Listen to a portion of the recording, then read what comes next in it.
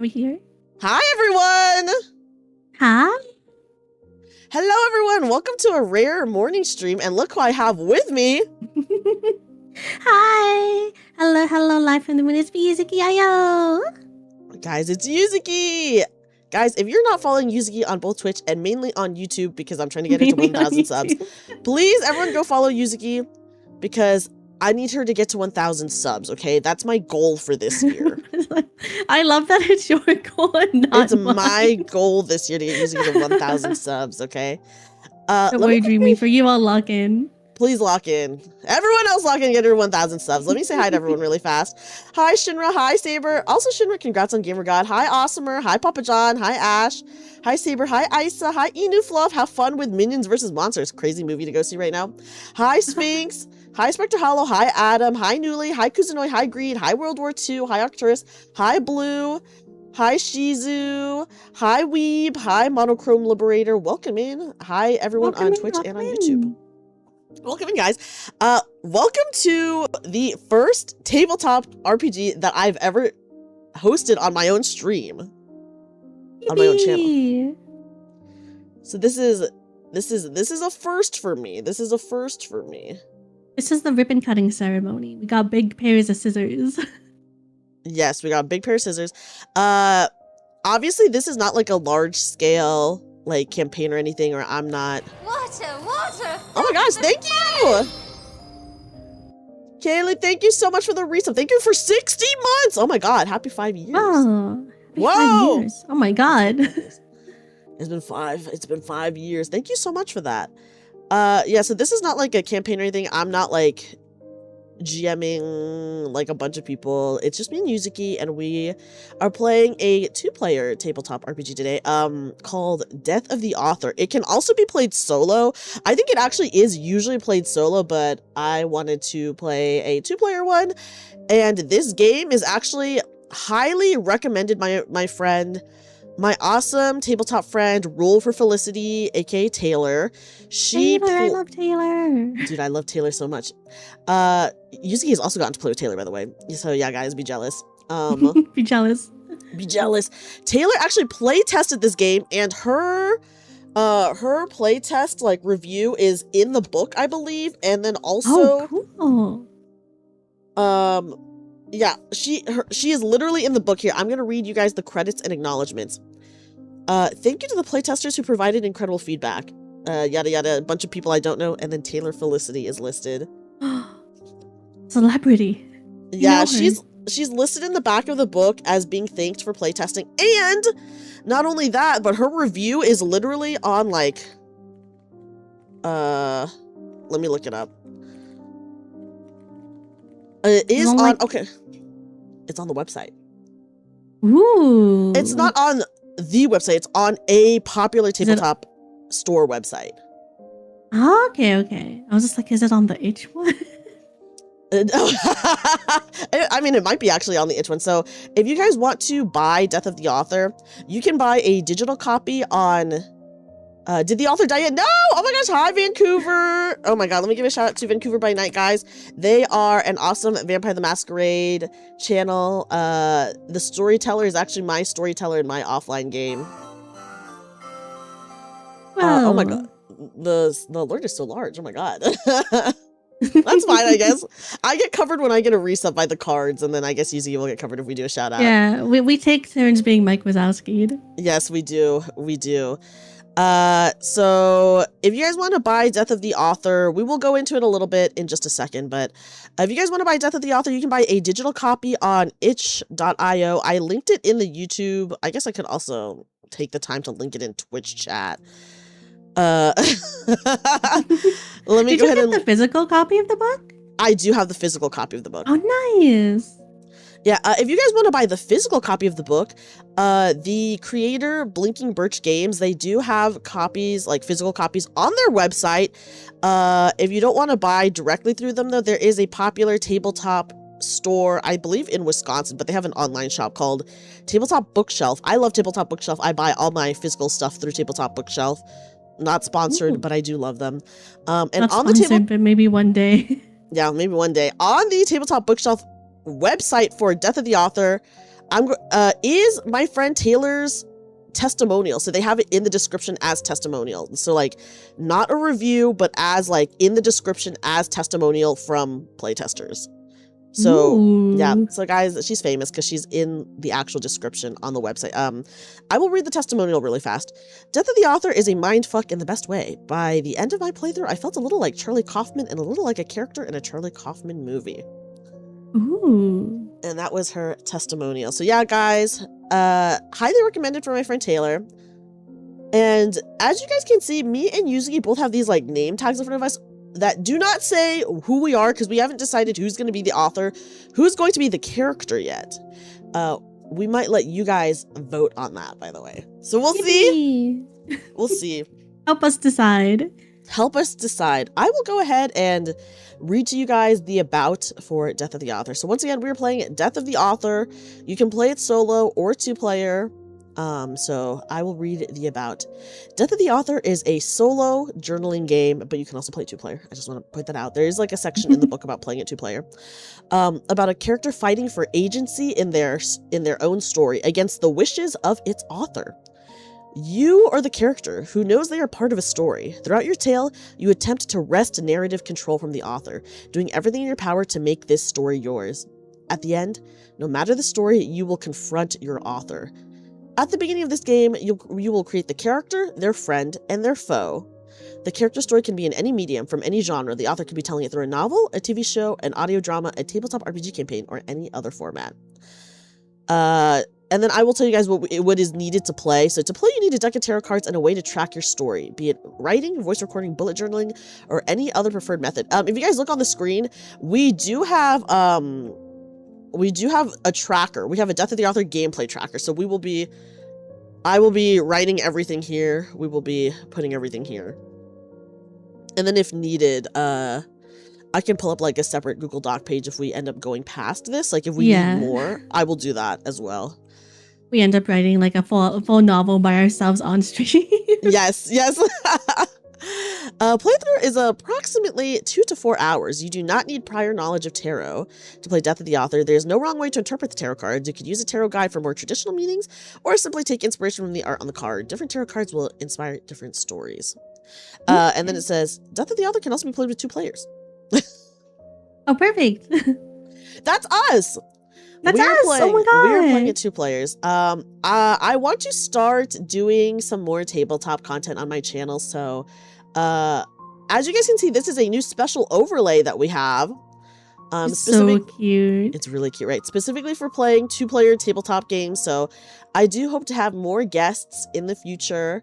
So that I can play more 2-player ones, and then you guys might also catch me playing some solo ones, because I do have an option to just have a smaller desk so that if only I am playing like a game. So that, I think it'll be really fun. I want to do more tabletop content. This is just the beginning of it, so I do want to play more 2-player, maybe some 1-player, and then I do eventually have to do a mini campaign, as was a goal on my donathon from last year that I did that I have not done yet because, I don't know, scared. Listen, I think you'll do great. And also, you have so many options for what you could do now. Yeah, I have so many options for what I could do. So you have to do it. I will do it, Adam. Don't worry. I might change the game. I might change the game. Because the goal was did it just say like a TTRPG or like? I think it's just a tabletop RPG. Okay. It could be anything. It could be anything. It could even be a TTRPG. It could even be a tabletop RPG. So yeah, we're leading up to it, guys. We're slowly leading up to it. We're doing more fun tabletop content. Anyone who knows me knows that I very often am preaching about people playing games other than D&D. So yeah, I don't know, guys. Play a game other than fucking D&D. That's what me and Yuzuki are doing literally right now. Yeah. Also, let us know if the volume is okay. Is Yuzuki's sound okay? Is the BGM okay? Can you guys hear the BGM, please? Are your redeems disabled? No, they're not disabled. You can still do them, Nemu. Maybe. Yeah. Wait, this means people can still feed you cookies. Yeah, people can still feed me cookies. Yeah, gotta branch out. Exactly, weeb. Exactly. BGM is nice and cozy. Okay, perfect. Yeah, there's a lot of awesome tabletops out there. Okay, everything sounds good. Okay, guys. I'm going to start with the instructions, which I will read. I have prepped a tarot deck, which you divide your tarot deck into 5 decks. The Major Arcana, the Pentacles, Swords, Cups, and Wands. I've already shuffled them. It was a lot of work to shuffle them, okay? Yeah, hi, Zuli. Welcome in. I know you have to shuffle them in special ways. Some of them get reversied. That's true. That's true. Okay, so you are not the only character in this story. We are going to create the character spread. Guys, who do you think should be the character and who do you think should be the author? That's Put the your real vote question. in now. Yeah. Who do you think should be the character and who should be the author? We are going to have like equal say in the game. Mm-hmm. So, it's okay either way. We are enemies in this. Also, Yusuke, we should talk about what do we want to be in? Do we want to be in a novel, or what do we want to be? I think we should do a romance novel. We deserve it. We deserve this is going to be our enemies to lovers. We're enemies to lovers. It's true. Yeah, dude, tarot's a lot. So I do have a little tarot guidebook that I will use as well, and then we can interpret it. Okay, Papa John says Dreamy for author, which I'm okay with that. Let me, now that we've decided, hold on. Yeah, Yuri. Well, guys. Yuri time.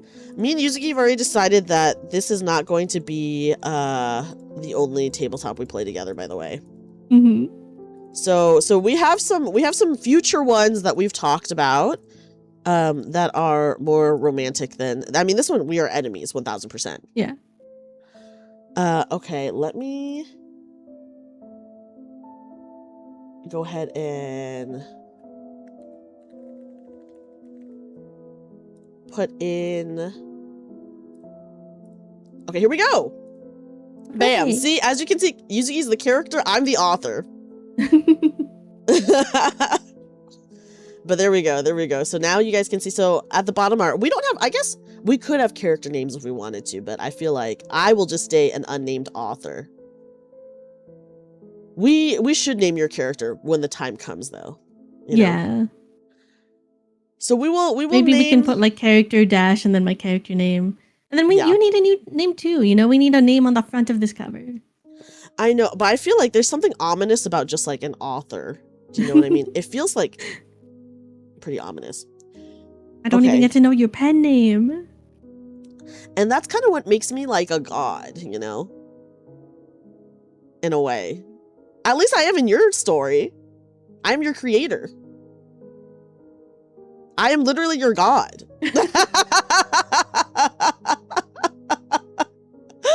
Oh, crazy. Oh my god. That's scary to think about. Very scary to think about, guys. Okay, so I'm going to draw, I believe, 3 major arcana. For the character, the friend, and the foe, the character then adds an extra detail about each of these people. Okay. First arcana for the character. I pulled the moon. Oh, the art is really good, Yuzuki. Oh my god, for me. I know what the moon does. Okay, the moon. What does it do? It's pretty much like, I believe it's like intuition and kind of like the hidden self. If I remember my tarot correctly. Okay, let me go ahead and read. It is upright, so I can read it so that we can get some inspiration, and then we can write down the description. The moon is the card of dreams. Though you cannot know every bend in your path, continue to aspire and imagine. Precious little is illuminated by moonlight, and your fantasies can guide your impressions. This also means you may be led by your fears and anxieties. The moon is represented here by a faithful wife who once guarded a seed of immortality for her husband. Sorry, this is like specific to the art on the cards, I believe. When a wicked man attempted to steal it for himself, she swallowed the seed and ascended into the heavens. The moon is her home. Follow her guidance and trust your instincts. Oh. Yeah, it's a very card that's very like intuition. Intuition. Okay, what can we say about the character? Let me think. I think when it comes to that, it's someone who is more of an inward thinker. Someone who is a little bit unsure of themselves a little bit. Yeah. And someone who keeps their cards close to their chest. So I think it's someone who's not particularly open. Okay, in terms of this being a novel, I'm gonna say description is how do we bring this into the romance, right? I think, and this is I'm trying to think of like a potential conflict to have with the author. I think it's a character in a romance novel that knows they're meant to like lose. And they're upset about it. Oh, as in like they don't get their... Yeah, they don't get their love interest. They lose to the rival and they know they're like going to lose. Oh my god, so you are choosing instead to be not the main character of the story. I guess things are told from my perspective, but it's also just like I'm losing. It's a story about me losing. So it is, because you can choose to be an antagonist or a side character. Oh, perfect. So yeah, and I guess I'm the antagonist. First, you, a protagonist, antagonist, or side character. Okay, I'm gonna say antagonist in love story who loses winning the heart of the love interest. Okay, what can I say about... what I, as the author, want to add to your character is, you are an antagonist who, had like a... Here, let me go to the second line. A maybe like troubled upbringing. Okay. And doesn't really know what love looks like. Doesn't know what love looks like. But fell in love with the love interest and changes for the better because of it. Aww. Yeah, but you still don't get with them. I know I still don't get with them. It's like my inner intuition telling me it's too late. By the time I've changed, it's too late. Yeah, it's too late. I'm gonna write that. So that is... Yuzuki's playing the antagonist in this love novel. Okay, now we're gonna pull for the friend. So the friend could be a lover, a family member, or another ally. So I think this would be the love interest. Yeah, I think this would be the love interest too. And actually, it is the lover's card that I pulled. Oh my god, how did we know? What? Okay, let me look it up. Okay, the lovers. And it is upright. All right. Okay, upright. The lovers represent mutual desire. They herald healthy partnerships, unions born of consent and enthusiasm. There's attraction and passionate exploration fueled by mutual curiosity, signified by the apples. The presence of the apples in this deck, because once again, this is referencing the art, serves as a symbol of curiosity fulfilled and of maturity. The relationship feels like paradise, and all parties seem to be getting what they want and need. A healthy balance is struck between desire and promise, wishing and fulfillment. Ooh, what a perfect card to get. That is a perfect card. Okay, let me go ahead and write the lovers. Guys, this is gonna be a Yuri story. This is gonna be Yuri. Happy Yuri Saturday. Happy Yuri Saturday. Mutual desire.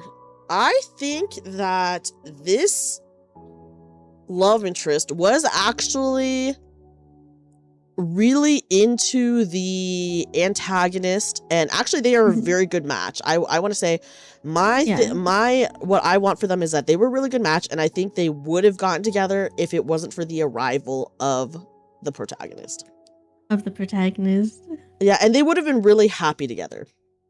Like, I think they probably had like they pushed each other for change, and that's why, like, you know, my character started to change. And it even made like the love interest change as well for the better. But it was also like that change that happened in the love interest is what sparked the interest of the eventual I guess protagonist. Yeah, okay, yeah. Okay, so pushed each other for positive change, and I want to say they supported each other through like the hardest times in their lives. If not for the protagonist, if I can spell protagonist, the love interest and antagonist would have ended up together and have had a really good life. They would have had like a good ending. Yeah, they would have had a good ending. Okay, so now we are going to pull for the foe, aka the protagonist in this case. The protagonist. And it is Fortitude is the card that I got. Also, it's upright. They're all upright. And I did shuffle some of them upside down, so I shuffled this one a lot. So Fortitude. Okay, Fortitude is the representative. Yes, it is. It is the representative of courage, and there's no courage without fear. This card indicates that you have found a healthy measure of patience for yourself.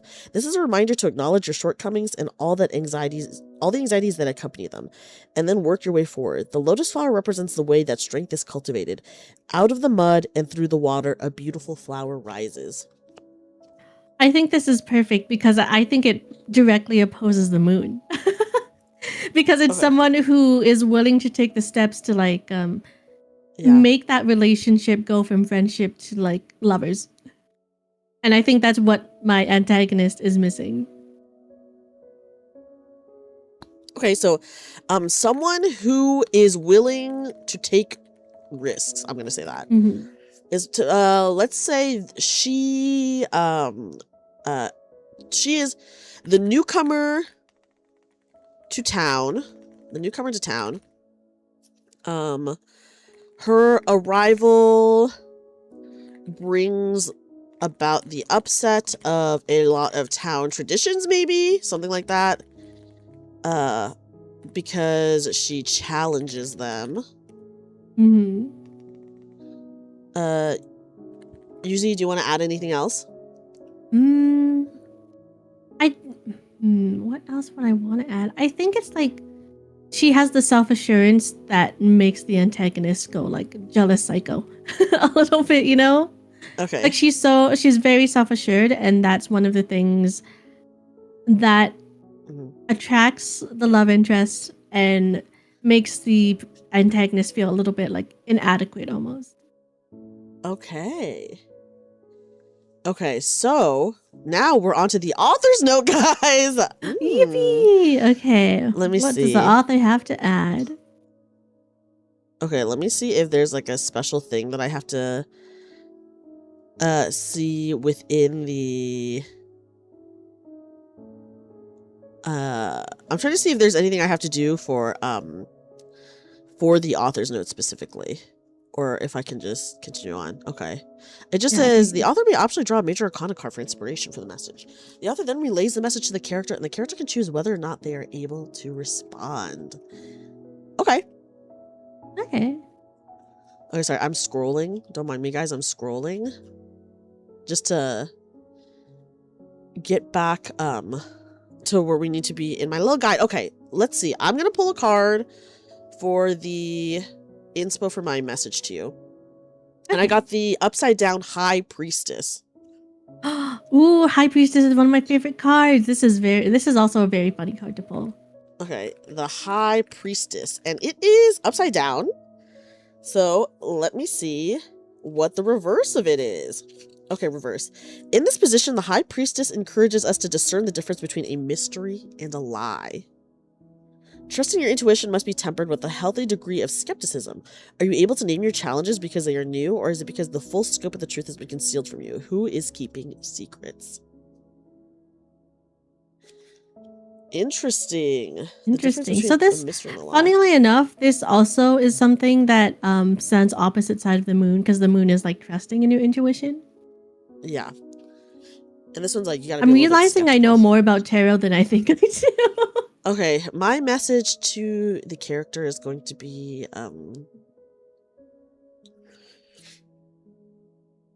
do you think... Send me a message. Do you think you have control over your life? If you do, then do something about it, and don't let it slip away before you have regrets. In this story, I'm gonna say, and now I'm going to, even though this is like targeted towards the character, this is also, you know, potentially towards like a reader, right? This story, so this is now me speaking to the audience, I guess, as the author.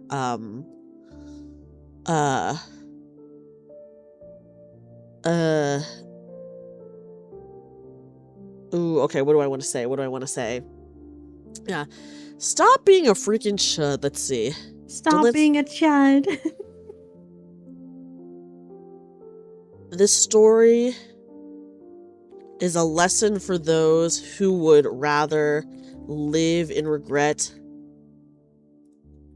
than take a chance at making their own happiness. So I'm actually taunting you.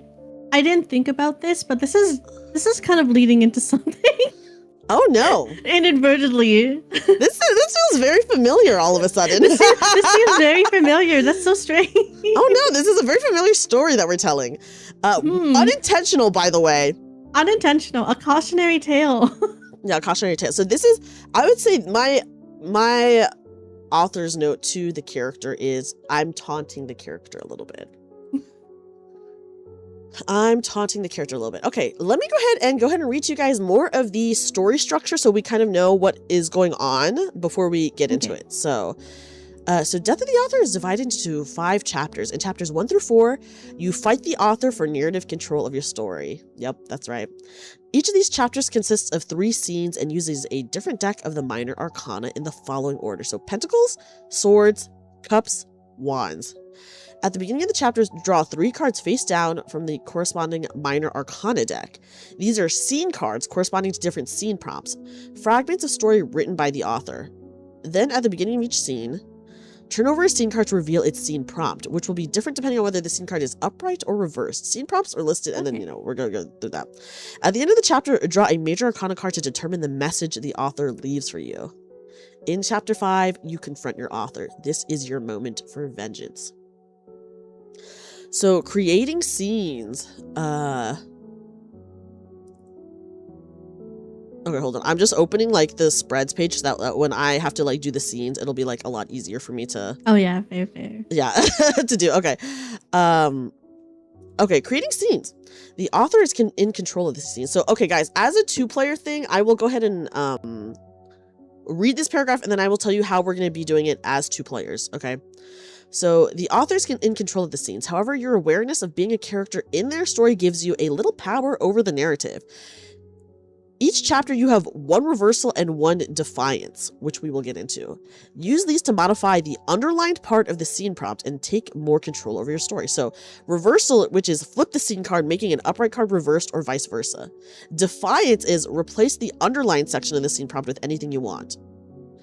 Usually there is an example. I don't know if you're looking at the PDF I sent you or not. I am. Okay, cool. So to make things easier for me. Yes. Okay, good.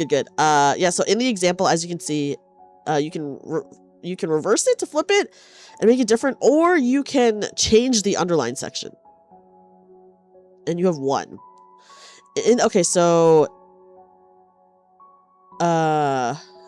they give an example, which I will say here, I'll read you guys the example just so chat knows, since even though me and Yuzuki are playing this, I do feel like explaining the rules to chat is like always good, Yeah, so the example is upright is a near-death experience leaves you with a false feeling of invincibility, but if you reverse it, a new near-death experience leaves you with a new fear. So that last bit changes. So Yuzi could use the reversal to flip it, or she could use the defiance to change it completely, the last bit. Yeah. When you use a reversal or defiance, your author notices the deviation. Draw a card from the major arcana deck to see how the author responds to the character's transgression. Although the character changed the story, the author still holds the pen. They can write the scene however they wish, so as long as it follows the character's edits. Does the author indulge the character or use their own words against them? Using this information, the scene prompt, and if relevant, the reversal/defiance and major arcana card. Decide how the scene plays out, then record what happens to the character during the scene. Once you have finished a scene, start the next by flipping over another scene card. Repeat until all 3 scenes in the chapter are complete. And here's how we do it 2-player. When a scene prompt is revealed, the character chooses whether to use a reversal or defiance, so Yuzuki will choose. The author describes the scene, incorporating any changes made by the character. The author may draw a major arcana card for additional inspiration. After the author finishes the scene, the character describes their thoughts on what just happened in the story. The players may choose to write out or otherwise record the scene together. Okay. Okay, so ending a chapter. Once you've finished all 3 scenes in a chapter, your author leaves you a message, whether intentionally or accidentally. So I will draw a major arcana to determine the theme of my message, place the scene cards aside, and discard the rest of the minor arcana deck. Shuffle all the major arcana cards back into their deck, except for the character spread. Any unused reversal or defiance does not carry over to the next chapter. So if you don't use your reversal or defiance, then it's just gone then. Okay. Which is like, I mean, that's fine. That makes sense. Also, that means I will want to use it or I lose it. Yes, yes. Okay, so here, once again, I'm just going to reiterate what we're doing. So we're drawing 3 scene cards from the corresponding decks. Lay the cards face down, flip a scene card, and find the corresponding scene prompt on page 20 to 35. Decide whether you use a reversal or defiance, create and record the scene using the prompt, and any reversal or defiance. We repeat those steps until we have all 3 scenes. I then draw a major arcana to create a message, and then we set aside the 3 scene cards and discard the minor arcana deck. Shuffle the major arcana cards back into the deck. Okay. Perfect. The only thing is I have to be careful not to push the button too early. I instantly use my reversal and defiance and have to play out the next next scenes that end up being horrible. Yeah, that's true. That's true. Oh my gosh. So yeah, anything could happen. Okay. Let me, guys, now we get into it. Yippee. Oh my gosh, there's so many examples. There was actually like a whole example section. And I maybe, okay, let me look at our tracker again. Which this is, okay, so I might end up, here, hold on. I actually am going to do this right now. I'm going to pull up, here, I'm going to hide this really fast. Okay. Because I think if we want it to be a little bit more story-like, I am going to pull up a separate Google Doc. Okay. Yeah. And then people can like follow along. Yes. Because I think we should write it as if we are like writing a book instead of just writing a summary. Oh, true. And then I think it'd be neat to be like, hey, we played this TTRPG and made a short story out of it. Yes, exactly. Okay. So here, and then when I switch over, you guys should be able to see this as well. Yeah. Oh, oops, my Twitch integrated learning system came up for some reason. I like how you say the full government name. I have to. Let me actually, I'm going to change the color, the theme, because it is pink, which is like fine, but I think that might be making it might make it a little bit hard to read on this specific. Yeah. So I'll change it to like a more readable color for you guys. I'll change it to like a blue. So yeah, there you go. So we will switch back and forth between that. We'll put the summary here, but then we'll actually write out the story in the separate tab. Okay. So scene number 1. We are, let me see what we're pulling from. Prologue. We're pulling from the pentacles. That's the coins, right? Ooh, it's coin time, yeah. Okay. So we're drawing 3 cards from the deck of pentacles and place them face down in front of you. Okay. I'm doing it. All right, what are we gonna get? Okay. After the 3 scenes, the author leaves you a message. Draw a major arcana to determine the nature of the message. Okay. Let's see. So I'm going to now reveal the first one. What's it gonna be? It is 3 upside down. So that is, you're given an insult that you'll never forget. Oh. Or the reversal of that is you're given a warning that you'll never forget. You know what? I think the insult is going to push my character in a better direction, so I'm going to hold back on doing a reversal defiance. This is just the prologue, by the way. Yeah, this is just the prologue. Okay, do we want to quickly name the characters? If we're actually going to write I guess like a little story? I guess we could. I guess we could do that, guys. Oh, names are the things that I'm the worst at. Names are so hard. They're so hard. Okay. what's the setting? You know, let's set the Ooh, scene yeah, so I let's can set the scene. choose a character name based on the scene. Okay, so I said that the protagonist comes and they... Adam says Barian. No, this is Yuri. Varian. That is Varian with no bones. This is... I did say that the protagonist comes and upsets the story. Right? Or upsets, like, the traditions of the... I don't want to necessarily say town, but kind of like that. Yeah. So... I mean, at this point, I think we should fully lead into it and be like, oh, you know, they go into my school. Oh, you want to be in school? Walks in. I'm trying to think if I wanted in school, if I wanted a more like...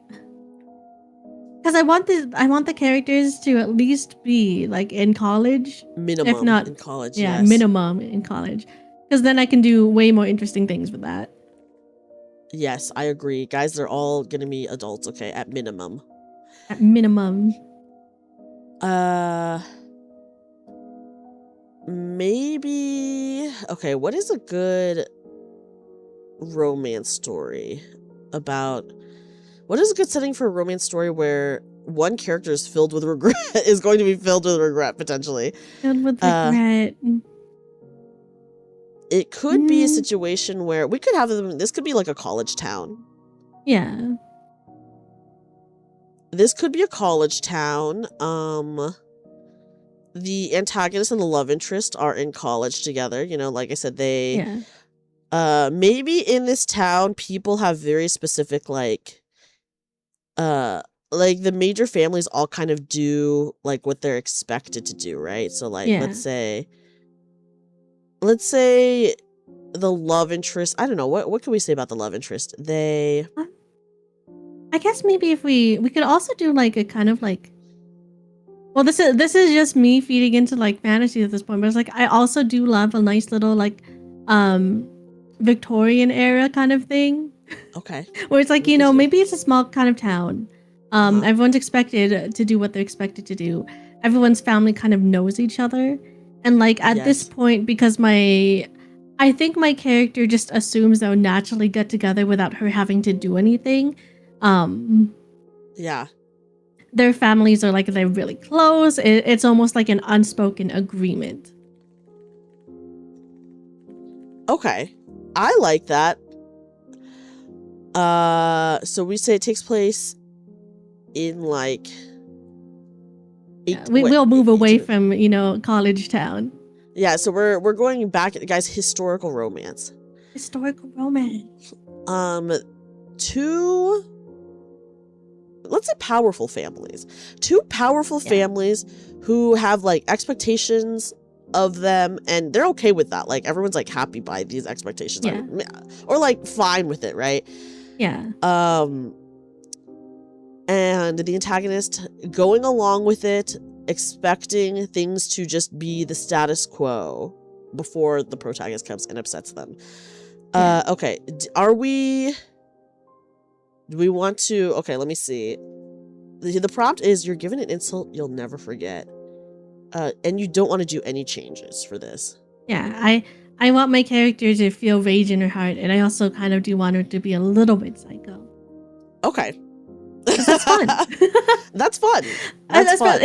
I went Victorian because there's so much more fucked up things I can do. I think it's more, like, you know, shocking to have a crash out in this setting than it is to have a crash out in, like, college. That's true. What is Victorian era? What years are those? 1837 to 1901. Yeah. Okay, so let's say late 1800s. Yeah. What do you want to name your character? Let's name everyone now. All right. Time to look up my favorite thing. Names.com. Victorian baby girl names. Yeah, you have to come up with 3 of them because we're doing Yuri. We are doing Yuri, okay. I want a pretty... Although it is very familiar, this story that we're telling. I know. I don't know how we actually... inadvertently, not on purpose. But, like, actually, it just happened to be this way. Okay, wouldn't it be crazy... Should we lean into that or no? I think we should lean into it. I think it's really funny. Okay, maybe your name should be like Valerie or something. Yeah. I think that's a good name. Very close to something. In my name generator, the name that they gave me was Valeria Halpine. I don't know. That might be two. Ooh, that might be. Do we have a different last name? Maybe. Valeria Hamilton. Hamilton's kind of funny. In this one it just says Bethune, Clark, Sullivan, Credge, Cawley, Saxon, Neely. I kind of like Neely. What about Pembroke? I feel like Pembroke. that's Okay, yes, that's good. Okay, can I go back and I'm gonna write in the major arcana. I'm just gonna write the character names right here. Valeria Pembroke. Okay. The love interest, that way it's a little bit subtle. Who knows? Yeah. This could be about anyone. The love interest obviously is based off of my character. Dreamy and Suzuki. What is a name close to close to Dreamy? But yeah. Not? Okay, here let's look at Victorian girl names. Starting with D, and let's just let's take a look. Oh, this just gave me a bunch of names. Okay, there's Dorothea. Dorothea. There's Delilah. Good. There's like Delphine. Delphine is pretty Dianora. Cute.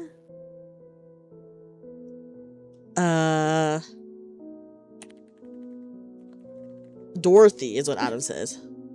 Yeah, I think Dorothy makes a lot of sense. It's very close. Dorothy's very close. Okay, Dorothy. And then we need a cool last name. Yeah, cool last name that starts with an E. Okay. Victorian girl. I guess it can just be Victorian last that start with E. Start with E. There's Edie, there's Eagleson. Let's see. There's Evans. Dorothy Evans. Let's do Evans. Everett. Oh, Everett's good. Let's do Everett. Okay. I like Everett. And then what about our protagonist who comes and upsets things? The risk taker. I mean, writing about someone we know nothing about. Yeah, it's crazy. That's true. Victorian girl names that start with K. I guess it doesn't have to be that. It could just be anyone. It could be anyone, because at this point it could be anyone. That's true. It could literally be anyone. Okay, can I do? I think we should be funny with it, and we should make it into me. Into you? Victorian? Yeah, it's me. Okay. Yeah. Victorian names that start with Y. Yvonne. Starting with Y. Oh, I do like Yvonne. Yvonne's pretty good. We'll keep that in mind. I'm a big fan of Yvette also. Ooh, Yvette! Let's be Yvette. I do love that. Okay. Yvette is such a good name. Okay, last name starting with an I. Okay, last name is Victorian. Yes. There's Ingram, there's Irwin. Yvette Ingram, that sounds pretty nice, I feel. Right? Yeah. Alright, let's go with Ingram. Okay. Adam says my grandma's name is Yvonne. Well, she's not in our story. We went with Yvette. Okay, so you were playing Valeria. I'm playing Valeria. We did not do this on purpose, by the way. Yeah, we did not do this on purpose. We discussed nothing about like this because we're like, oh, we'll just do it all on stream. So this is just directly from our conscious to yours, I suppose. But then also, I feel like the cards just pulled that way. Exactly. Because we only went this route. What we got. We only went this route because of the cards that we pulled. Exactly. So really, the cards decided on it. We had nothing in the matter. Okay, what is an insult that Valeria gets that she will never forget? Okay. Let me see. How do I want to write this? Give me an insult. I'm thinking about. I'm trying to set the scene because this is the prologue. Mm-hmm. Okay. Valeria, stood in the corner of the grand ballroom. A gesture she often did at such events. Also, this is like, it's kind of hard for me to like write on stream because like I have a very, in my opinion, I have like a very specific writing style and writing voice. I feel like if people read my writing, they'd be like, yeah, that's dreamy, which I don't know how I feel about that. But I mean, all authors do. It is, but I will say I like when I'm writing, it is like such a process of I do rewrite like maybe the same line over and over again. So this is like doing it on the spot is like okay, so Valeria stood in the corner of the grand ballroom, a gesture she often did at such events. Yeah, I'm hitting the Final Fantasy 14/lean on the wall. Yes. Because she's she really does keep her cards close to her chest. She's introverted. Yes.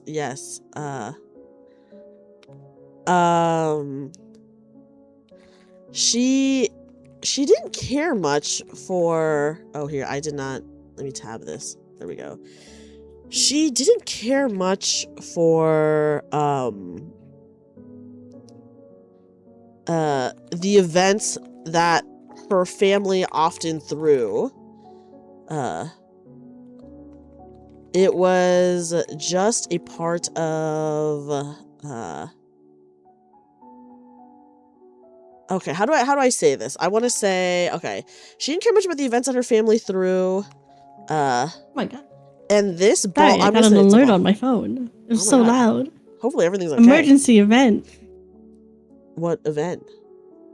You know, an Amber Alert. That is depressing. Yeah. Oh god. Okay. And this ball was no exception.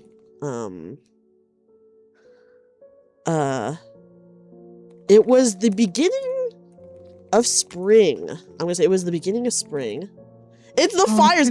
Fake Multi is here because he's on YouTube, and according to Multi, people who chat on YouTube are fake. It's fake Multi. Who would do this? How come he's impersonating himself? What the heck? Yeah, who the fuck is this person in YouTube? Who is that? I don't know who that guy is. Yeah.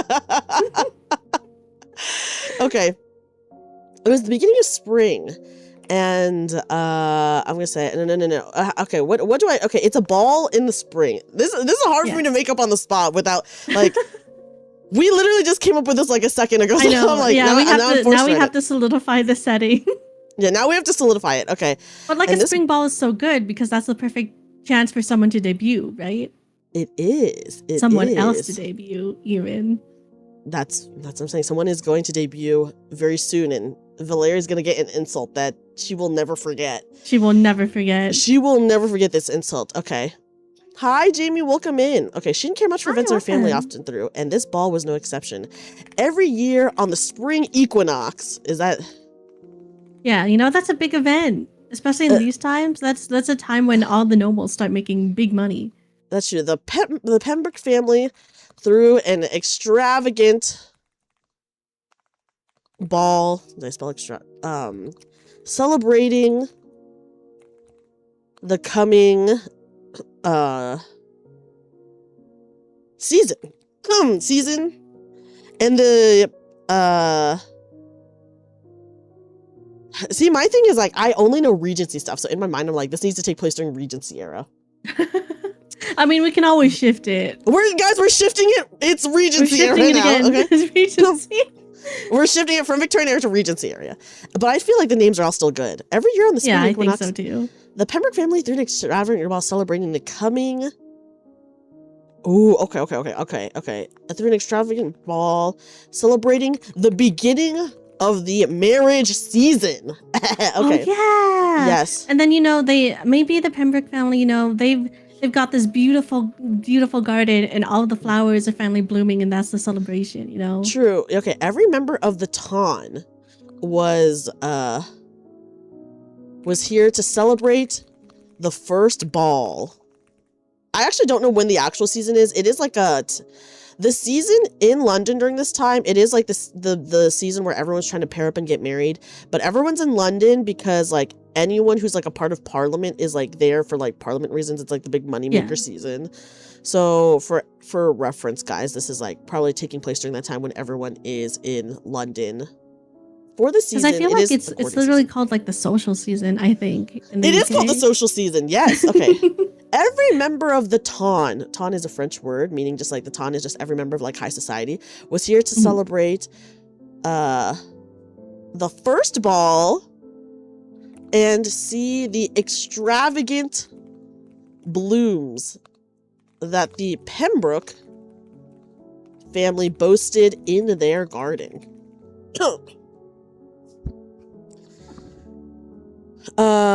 Okay, wait. Valeria stood in the corner. I was going to say grand ballroom, but should it be outdoors? Do you think it should be inside, but just with the doors thrown open? What do you think? I think it should be like the doors are thrown open and she's obviously not going out just where all the people are who are like, you know, they're looking at the flowers. Yeah. She doesn't care for it. Because this is like something she's just used to at this point. Yeah, so from her perch just inside the large doors leading out into the garden, Valeria could see the various members of society walking about and admiring the large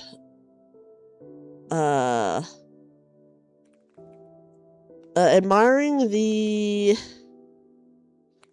gardens.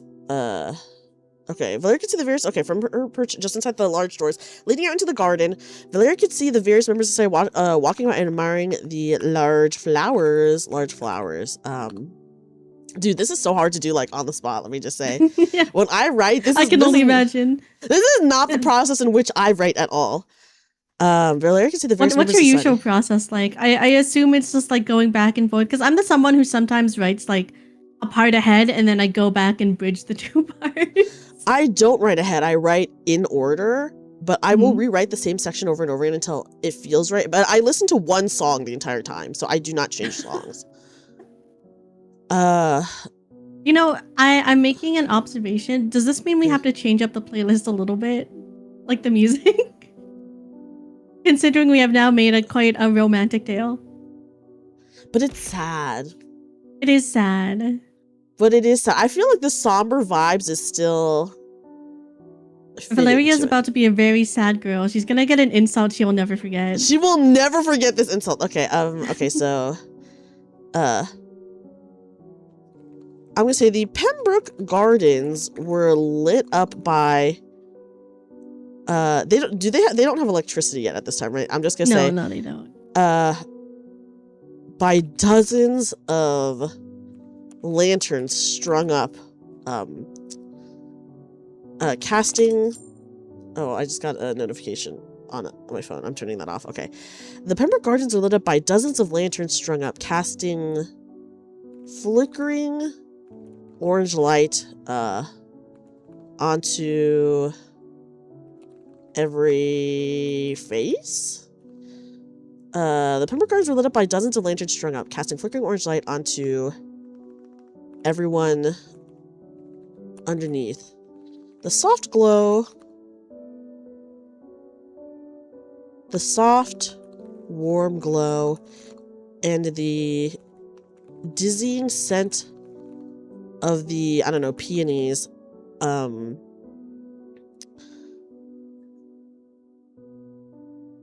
mixed with the obvious intoxication of no, okay, I feel everyone's like drunk. Do you know what I mean? Yeah, everyone. People use these parties as an excuse to drink.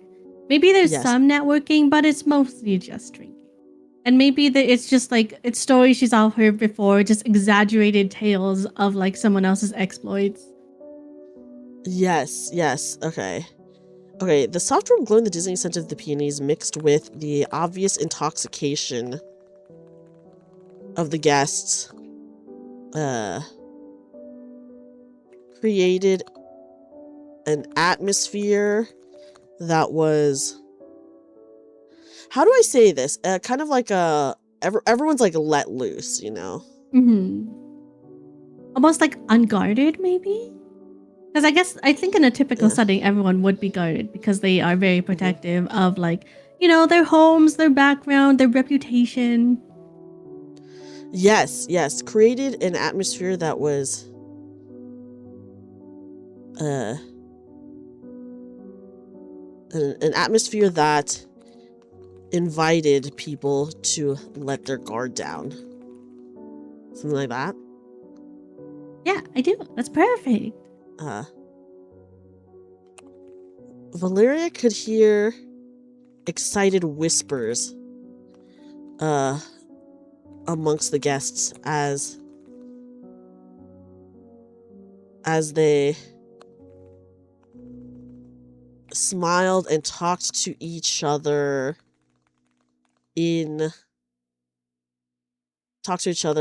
with secretive glances? Ooh. Secretive glances. Okay, Valeria.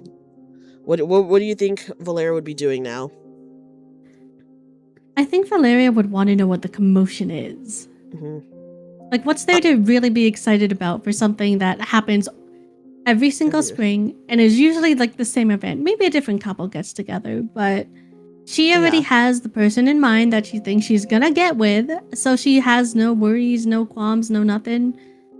This is the first excitement in a while, and she wants to be a little bit involved. She just wants to take a little peek. Yeah. Unable to help herself, Valeria found herself drifting towards the crowd outside.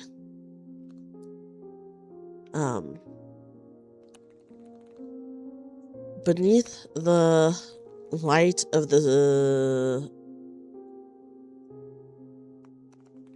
beneath the twinkle of the stars. Okay. She could see. Okay, beneath the twinkle of the stars, she could see couples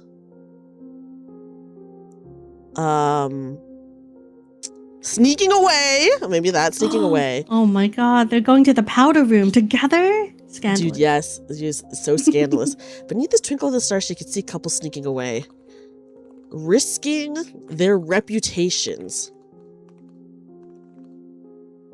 for what might just be one night of fun.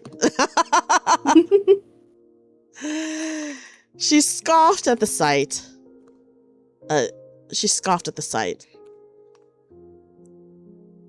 Dude, I didn't realize that there was so much writing in this. We are really writing a story. Oh my god. This is like something, you know, you can post later and be like, hey, yeah, we played Death the Author. We wrote a short story involved with it.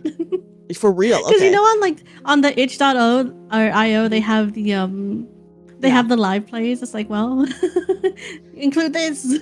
True. Okay. She scoffed at the sight. Okay, so she already has someone she knows or thinks she will get with. Mm-hmm. How do I Or not so betrothed at this point. Yes. Okay, she scoffed at the sight. Surprised that people would abandon all propriety.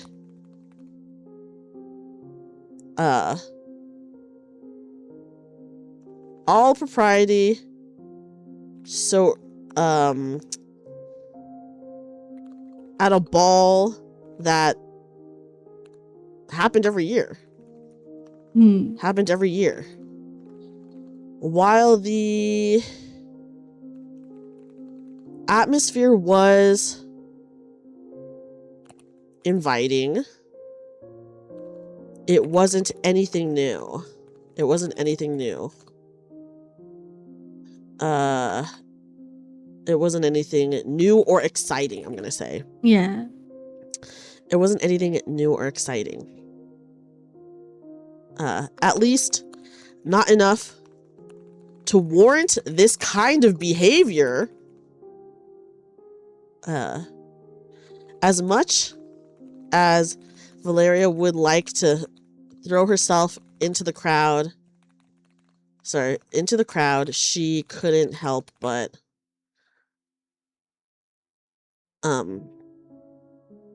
hold herself back a bit. After all, she was a Pembroke, and Pembrokes did not give in to earthly pleasures like this. Exactly. She has a reputation to uphold. She's someone that's way too cautious about the life she already has. Yeah. She had a reputation to uphold as the only living heir to her family. She's the only left. You know, we had to get rid of the other one. There were some problems there we couldn't quite solve. Yes. Okay. Oh God, how do I bring about the insult? This is the prologue. Do we introduce the actual protagonist or no? I think. I can't decide. I feel like it would be good to introduce the actual protagonist here. Okay. Because it's gonna spark the conflict already, and then we can go to the chapters. We have 3 scenes. We're only in the prologue, by the way. This is only scene number 1 of 3 in the prologue. Okay, I'm gonna say the insult they give her is she is mid. Dun dun. She's mid. No. Okay, I'm going to say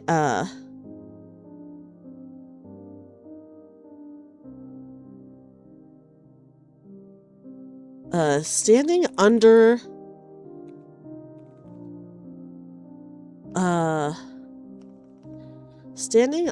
the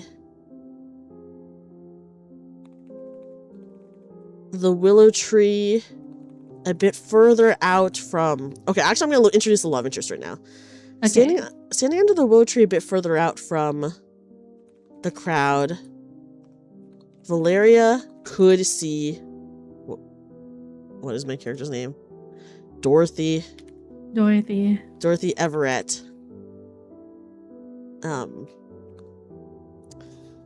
Dorothy Everett. Well, what can we say about Dorothy here? I think Dorothy. Okay, what her card was? The Lovers, right? The Lovers, yes. I think like there's probably some comfort in, a mutual comfort, because it's like Dorothy also thinks they're just going to maybe eventually get together with Valeria, right? Yes. Yes. But there is a part of her that is also always like seeking like almost the unknown, because this is, Victorian era. They all kind of have their lives laid out for them from point A to point B, but something that could shake that excitement in her is really rare. True. And it's something she would not be too shy to explore. So it's like maybe it's for the first time in probably a very, very long time, Valeria sees Dorothy express interest in someone else and is like, hang on, I don't like that. Okay. What else can we... How should we describe Dorothy Everett? I guess it's like, because this is in Valeria's point of view, right? So it's like, yes. I think it's like a comforting sight to just see her. Okay. A very familiar figure that kind of does put Valeria at ease until she realizes what exactly is happening. Okay. I'm gonna say her longtime friend. Yeah. Seeing Dorothy always calmed Valeria down. They had grown up together, and it was presumed by both families and by the two of them that they would be betrothed. Do I know how to spell betrothed? I do. Okay. That they would be betrothed.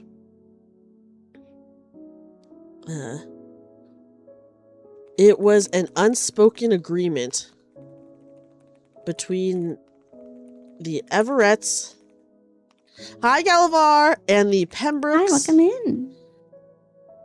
That their two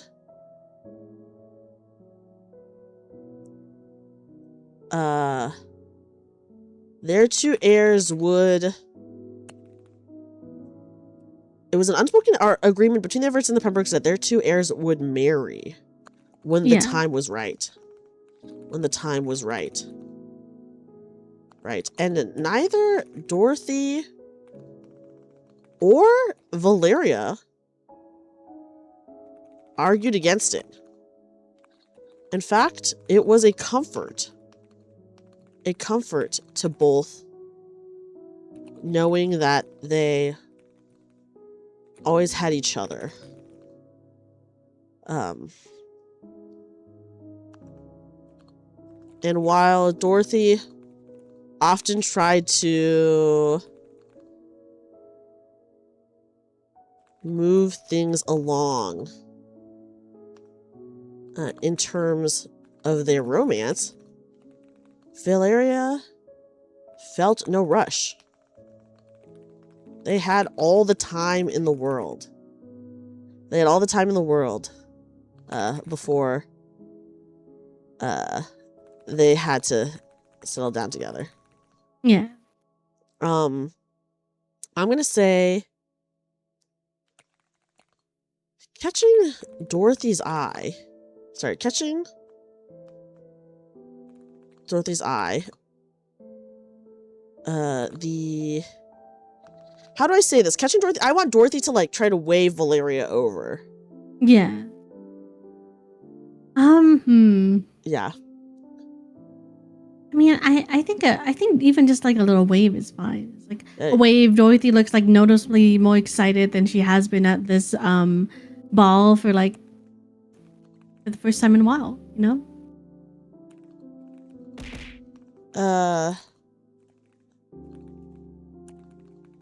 Okay, catching Dorothy's eye, Valeria could see her perk up and smile, waving her over. I'm gonna say Valeria does not go over. Yeah. Maybe Valeria even rolls her eyes a little bit. Like, what could there possibly be? I don't know. I don't care. Yeah. Valeria rolled her eyes at Dorothy, sure that it was just another attempt at romance. At the ball. Yeah. He does not care to see two people like making out. Yeah. The fumbler.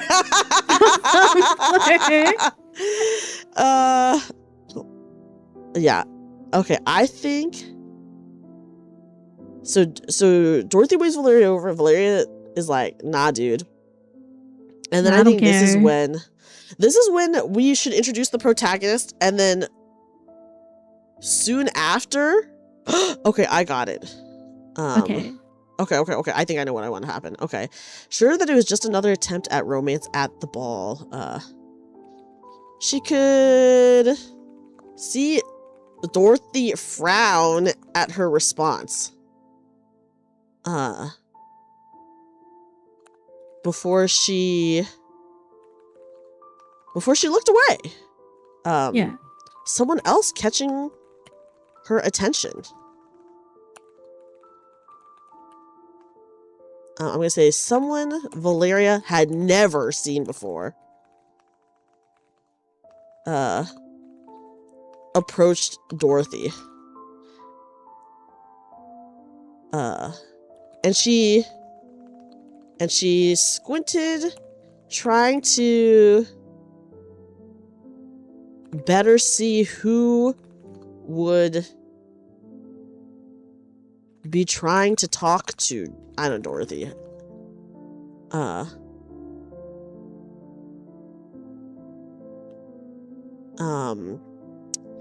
Okay, what do I want to say here?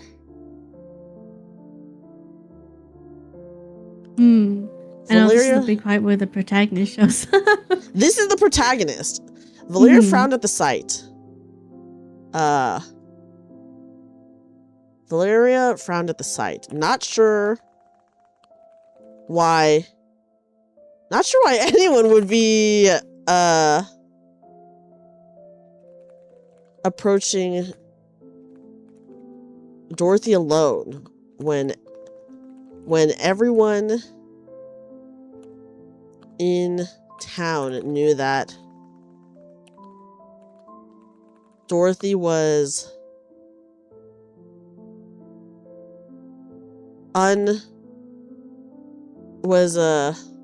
silently spoken for, I'm gonna say. Yeah. Who would dare attempt it? That's putting their reputation on the line. Who would dare attempt... Oh my god, I can't spell. Attempt to speak to the potential betrothed of someone from one of the most powerful families in London. I'm gonna say that. Yeah. This is so funny. How did this happen, Yuzuki? I don't know because I literally do think we saw the cards and like maybe subconsciously it was on the mind. The protagonist's name, actually the protagonist's name is Yvette Ingram because it's actually Yuzuki. It's me. Yeah, the more Valeria watched, the deeper her frown got as she saw Dorothy smiling and laughing with this stranger. Who could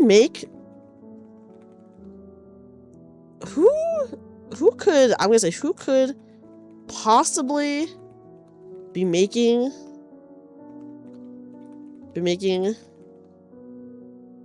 Dorothy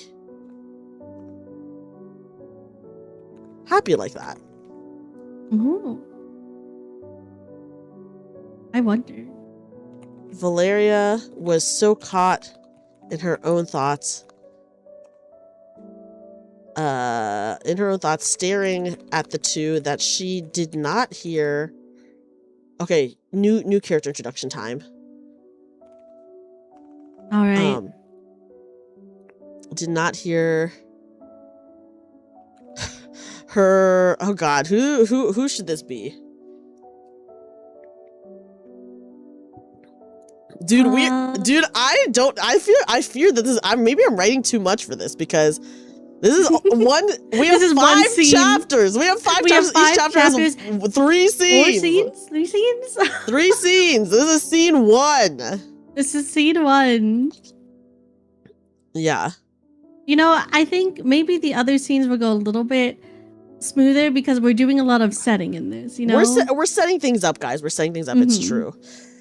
Valeria, and the thing is, what's so funny is I'm mostly writing this because Yuzuki chose to not use any of her switcheroos around. So there's no editing. I think my character deserves to get insulted. Yeah, you heard it here. Okay, Valeria was so caught in her own thoughts staring at the two that she did not hear the footsteps of... Who would it be, Yuzuki? Who do you think it would be? This person's going to insult Valeria, by the way. I fear maybe the protagonist should do it. I think I need a big upset is the thing, you know? Okay. Let's make them fight. I love the drama of it. Okay. Who could possibly be making Dorothy happy like that? I'm gonna say it wasn't until the stranger finally broke away from Dorothy to go to the, I don't know, punch bowl. Yeah. Because maybe I think like maybe the protagonist is a little bit like, she's new in town. She doesn't quite understand the societal norms that this town would have in place. Yes. And maybe, Valeria's just like, oh, I'll give him a warning for how things should be. And I think the biggest thing that the protagonist can do is be like, well, I don't care. That's I don't true. care. I can probably overthrow your family. And you know what? I think Dorothy is beautiful. And I'd love to get to know them better. Okay. It wasn't until the stranger finally broke away from Dorothy to go to the punch bowl that Valeria found herself following behind. Mm-hmm.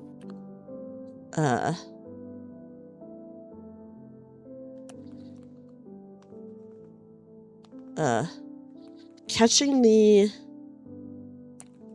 I'm gonna call it the newcomer alone. Valeria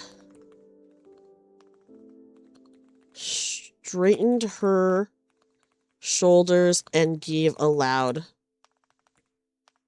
cough. What would Valeria say? I think she would be very pompous about it, She has the comfort of like her whole family's backing. She kind of almost has like what is it called? She's resting on her laurels. So at this point, she's not very threatened. So she thinks if anything, she kind of has to lay down the rules. So it's just like, we usually don't get into the punch at this early, or like maybe something like maybe she's more intrigued by like, who is she? Who is this person? Because I've never seen you before. We usually don't wear that color, That's my family's colors. What are you doing? Okay, I said, you must be new to town. Mm-hmm. I see you don't know anything about who anyone is, Valeria said, doing her best to stare down at the stranger. Mm-hmm.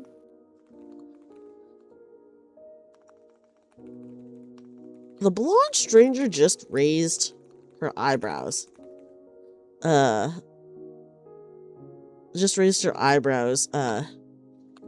the comment. I am new.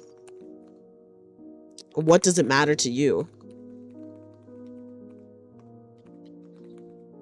Well, it matters to me because you're talking to someone you shouldn't True.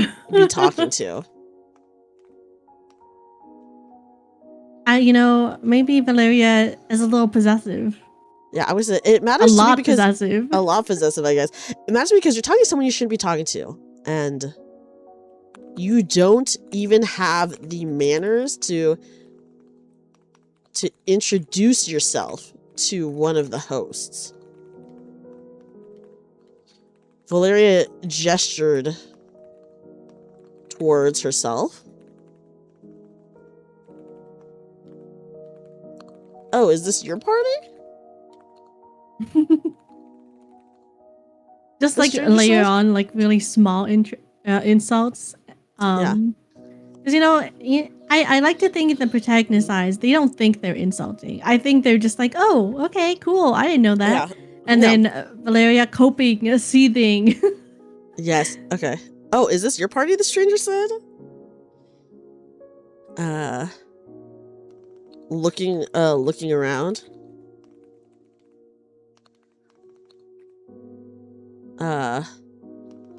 And glancing back at Dorothy. I don't see why I can't talk to Dorothy. She seems to be open to talking to other people. Yeah. To other it's people. Like I thought this was a social thing. I'm being social. Why aren't you being social? I thought this was a social event. And I'm being social. Okay, what do you think Valeria would say, Yuzuki?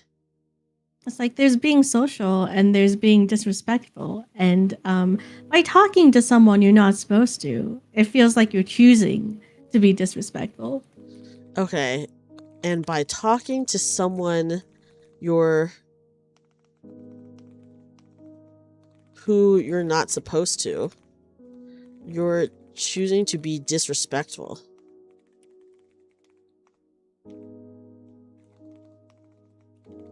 Am I not supposed to talk to Dorothy? From what she told me, it seems as if she's on the market this year. Oh, yes. That's perfect. Since there's no there's been no okay. It seems as if she's on the market this year. Mm-hmm. From what she told me, it seems as if she's on the market this year. She's not engaged to anyone. Yeah, she's not engaged to anyone. And she seemed happy to talk to me. Am I not supposed to talk to Dorothy? From what she told me, it seems as if she's on the market this year. She's not engaged to anyone, and she seemed happy to talk to me. Okay, Valeria. What do you think Valeria would say? I have to think of an insult in just a few moments. I know. You have to think of an insult in just a few moments. It's like, maybe still like unperturbed. Valeria's still like, well, you know, she's like that to everyone she talks to. She's polite. She's not necessarily interested in you. Why would she be interested in you? Okay, I'm gonna say, well, she's polite. Mm-hmm. She has no reason to be interested in you.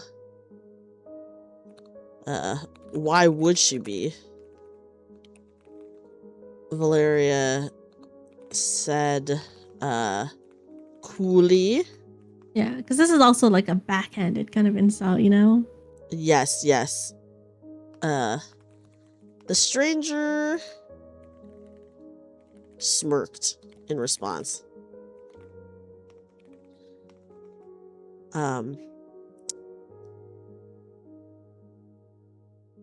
Oh God.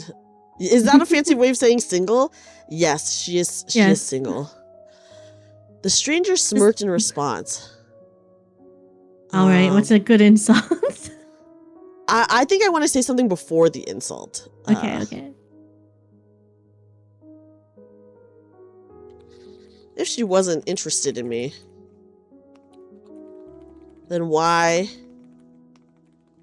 did she invite me to visit her for tea tomorrow?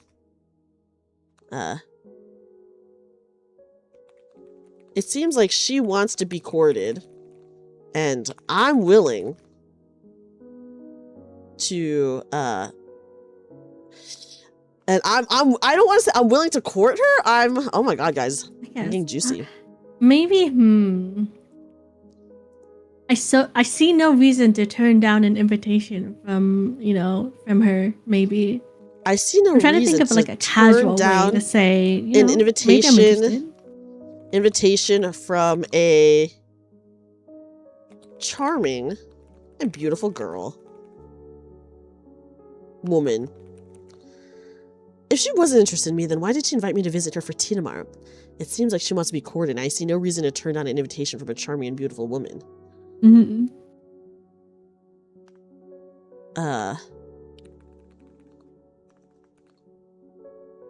Looks like if you had any interest in her,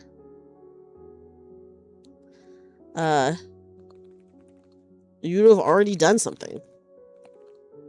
Okay, what is an insult? Oh my God, now I have to think of an insult that they will never forget. The insult.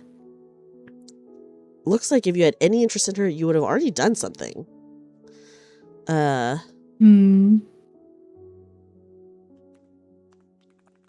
Insults are hard.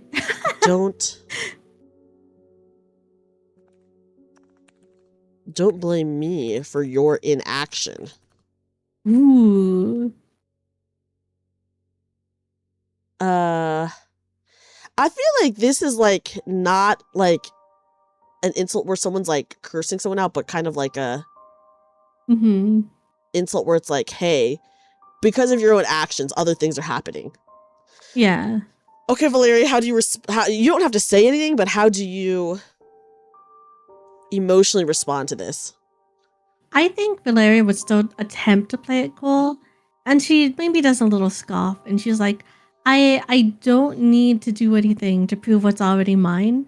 But as she leaves, she's like gritting her teeth, you know? Okay, Valeria scoffed. More shaken than she would like to admit. Because it's like, it's a direct call out to, you know, the inaction that she is aware of, but. I'm gonna say she threw her head back and started walking away, only turning back to say, okay, what did you say? I don't see what? I think I don't see a reason to prove what I already own, you know? What's already mine, even. What's already mine? And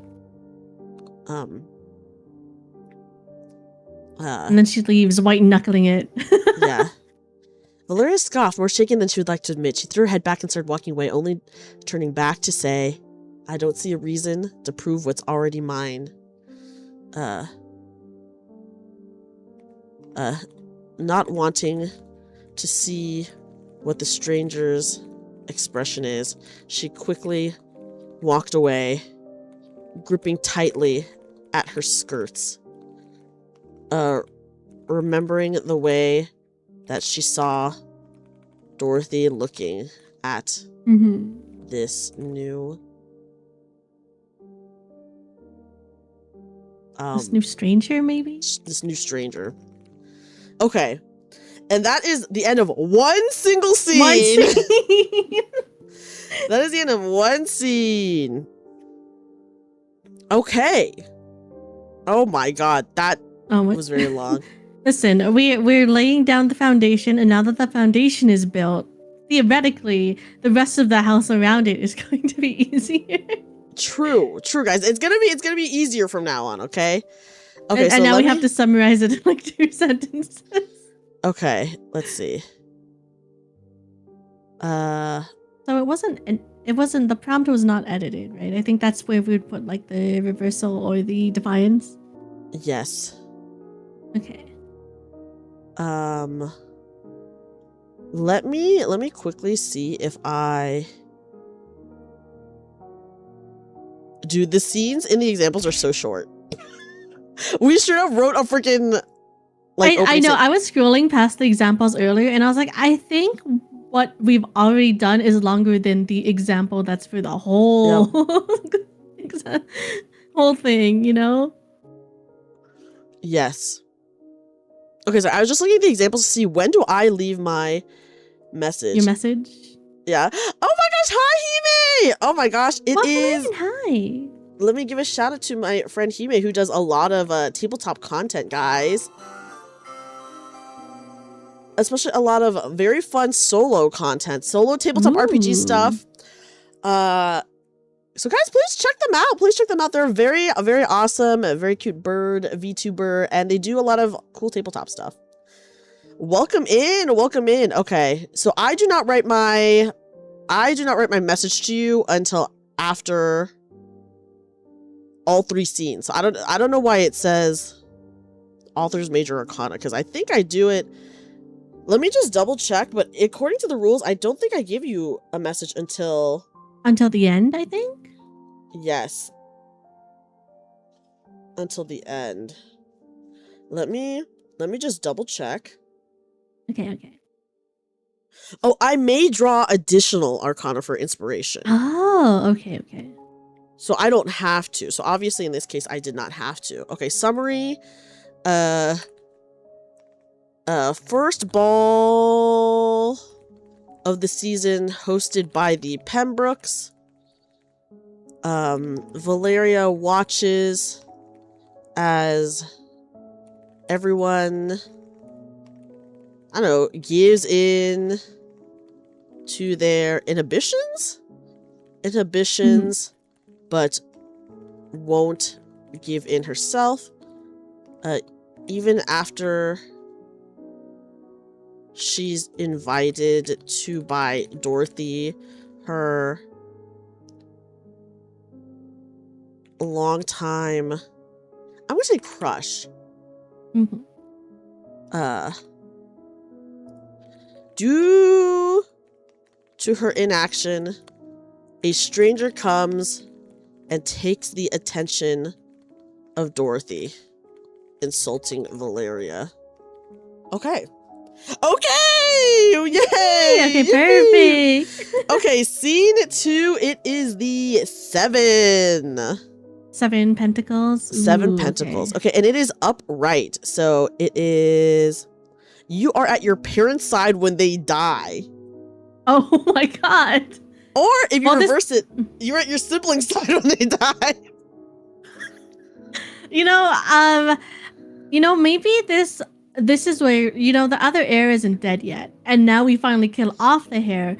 That puts extra pressure on Valera. Okay, yeah, R.I.P. Okay, hold on. I put somewhere here that... Yeah, we have to edit the story. I have to edit it, guys. The second heir to her parents' fortune. I said living. Okay, as one of the 2 heirs to her family. We just take a little eraser, scratch that off. Yeah. Okay. So minor arcana, it is 7. 7 coins. Prompt is. Oh my god, what is it? So you're choosing to reverse this.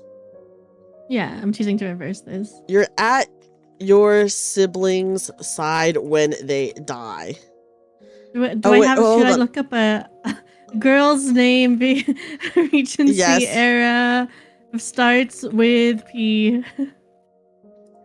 Okay, the prompt is your parents. Okay, the edited prompt is actually your sibling. Do you want me to pull a major arcana for inspo? Do you want inspo? Yeah, why not? I feel like it's just fun to pull cards. Okay, so you got the reversed emperor. Ooh, okay. Let me look. What does it say for that that deck in particular? But Emperor, Okay, let me look. I don't remember. I think Emperor is like, it's actually kind of fitting because I believe this is the leadership one. I can't remember if it's that or Empress, but I think this is like stability. So this is reversed Emperor, you said? Okay. In this position, the emperor is a tyrannical figure. Power is abused and corrupted. Institutions are rigid, unmoving, and unfair. The tallest fortress walls are only a veneer, and they will crumble under the slightest scrutiny. Beware of those who feel entitled to your loyalty, your labor, and your livelihood. Likewise, be careful not to overstep your sense of authority. Damn. You know what? I think we should go like crazy with this one and be like, upon their siblings' demise, okay, that's when they realize that their sibling has actually fucked things up for them. Like maybe they squandered more fortune, they were lying about how well they were doing, and it turns out that the foundation that she thought she had is actually crumbling beneath her. Okay. And she has a lot of work to do now. And then I think that's good in terms of like making conflict, because now the future with Dorothy, at least on that front, is unsure, because she could rely on like the fortune as a reasonable reason why Dorothy would get with her, but if she doesn't have the fortune, maybe that partnership is not looking as great. Also, I picked up a few P names. Okay, tell me a name. How do you feel about Priscilla? Perfect. Priscilla's her older sister Priscilla's room. I don't know if that's how. Okay. Valeria stood in the hallway, refusing to go into her older sister Priscilla's room. It was a den of sick, and she couldn't face her, knowing that these would be her last moments.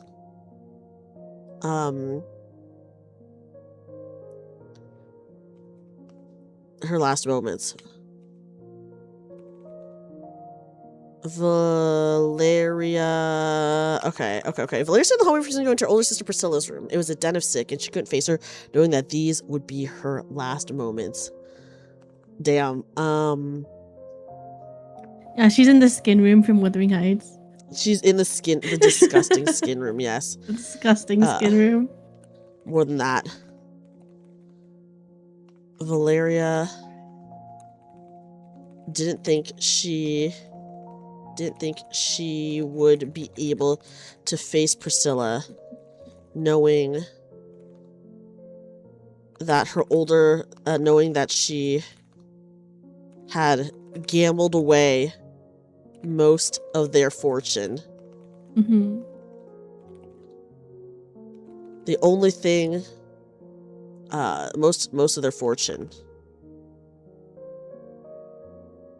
It was at times like this that Valeria wished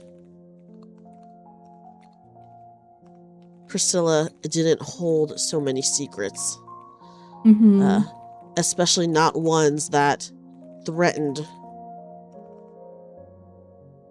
their families' their lives, their legacy. Futures.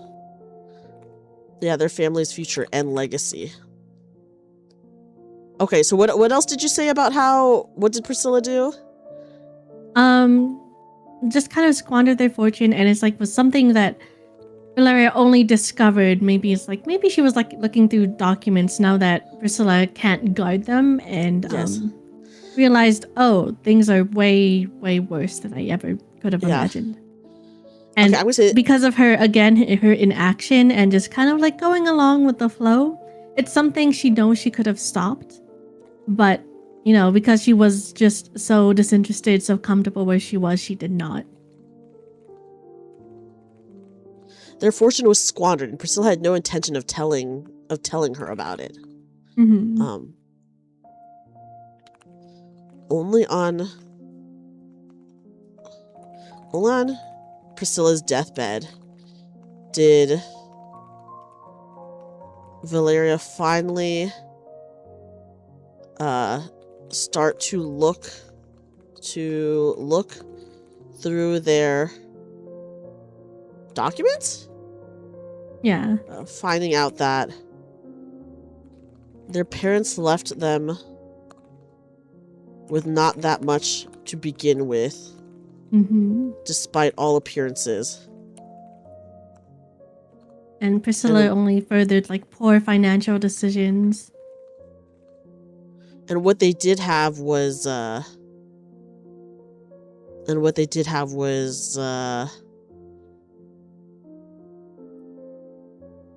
don't want to say squandered again. What's a good word for squandered?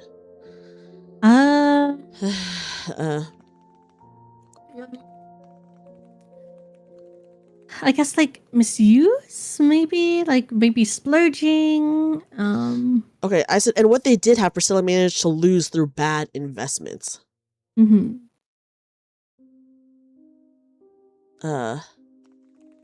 Everything Valeria thought she had was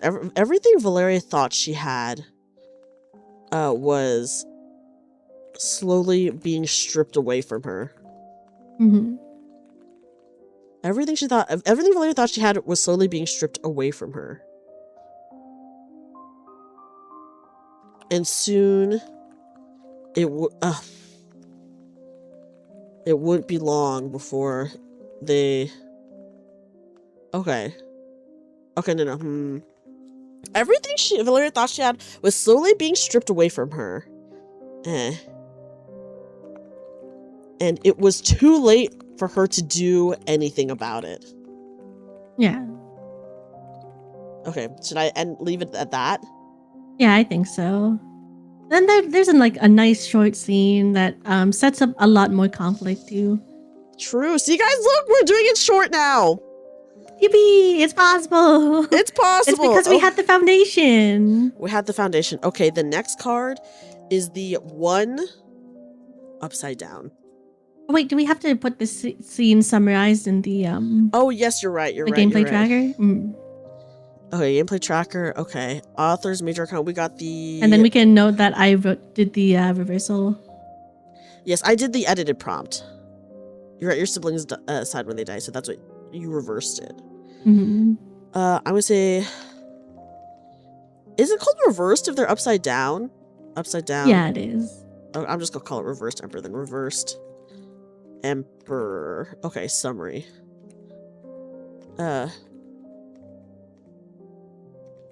Valeria is forced to deal with her sister Priscilla slowly dying.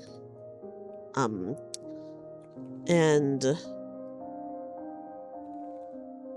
through her sister's illness,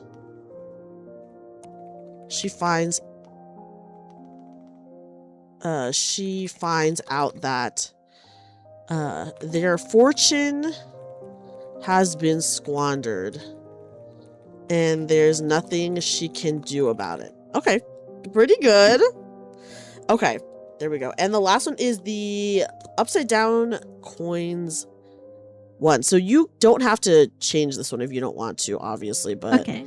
You do have the ability to completely change this one if you want. Okay. So it is the reverse is a near-death experience leaves you with a new fear. You could change it, but you don't have to. You could choose to have the new fear. It's hard because I do want a new fear. I know we're making Valeria go through it and just the prologue, but I think I need her to go through it. Okay. Okay. What do you think her near-death experience should be? I think maybe she's trying to go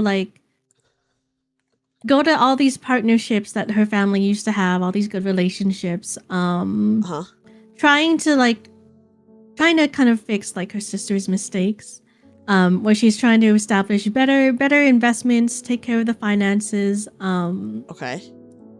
But maybe along the way, one of the wheels in her carriage just happens to just fall off. Or maybe the horses go wild or something. Something happens, in which case, she has a near-death experience where she has to come out of her crumbled carriage.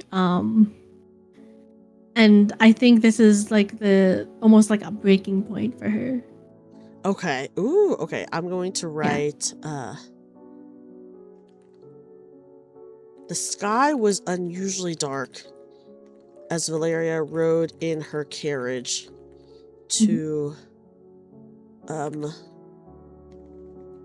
visit her family's accountant. I'm going to say maybe accountant. Yeah, accountant. Trying to see if there was anything she could do to fix the horrible situation Priscilla left their family in.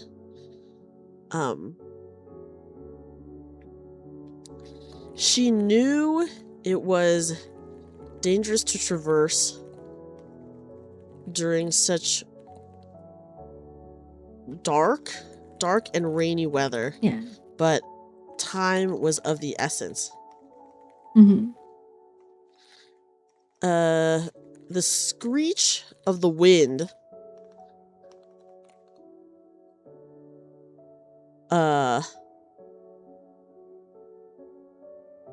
was foreboding, but she didn't have a chance to think about it until she didn't have a chance to think about it. Maybe this loud sound of thunder. Yeah. And then maybe there's a little bit of jostling in her seat before it gets to something that she even can't control her posture for. Okay. The screech of the wind was foreboding, but she didn't have a chance to think about it. The loud crash of the sound of thunder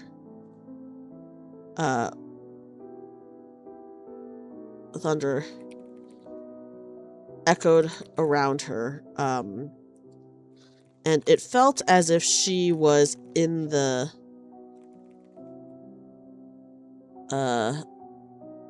middle of it, maybe. Yeah. the middle of it.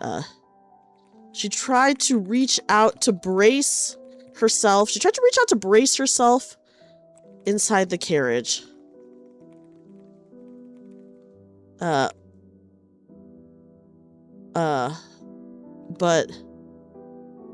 the carriage, as it rocked back and forth and sped up. Whoa there! The carriage driver shouted through the thunderous noise.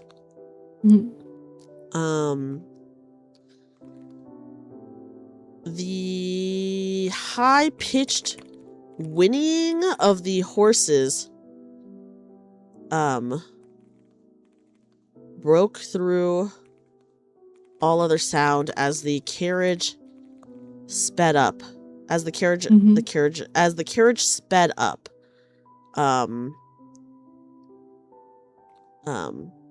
No longer able to brace herself.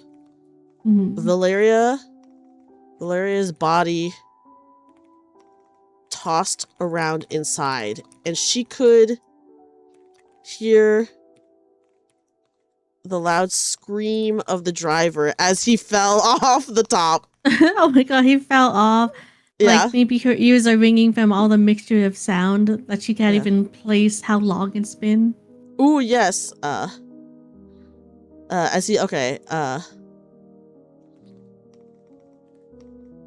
The sounds all rang in her ears as she realized once again she had no control. As she realized she had no control over the carriage. Some other people can read deeper into this, okay? Yeah. Deeper has no control over the carriage, and just when she thought this fast ride would never end, she could feel everything shift left as the carriage toppled over and the horses... Do horses scream? I cried. You know, cry is good. I don't think they scream. Okay, she could feel everything shift left as the carriage toppled over and the horses cried. Did she get injured, you think? I think we gotta beat her up a little because she's being tossed around in a carriage. I think she's like, maybe she can like taste blood in her mouth, like her vision's a little bit dazed from all the involuntary movements. And maybe she sees like, people rushing toward her to see if she's okay, but she can barely make out anyone's faces. Yeah. Okay. Her head hit hard against the seat of the carriage as she tumbled over herself, biting down hard onto her tongue until there is blood. Until she could taste blood.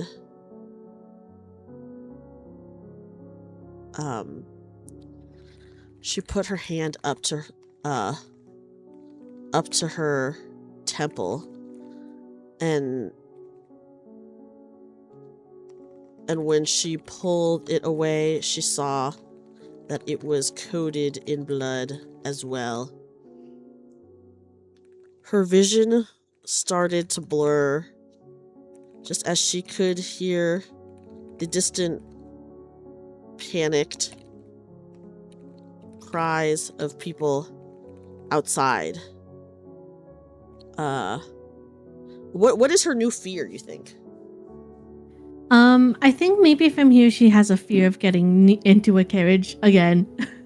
Okay.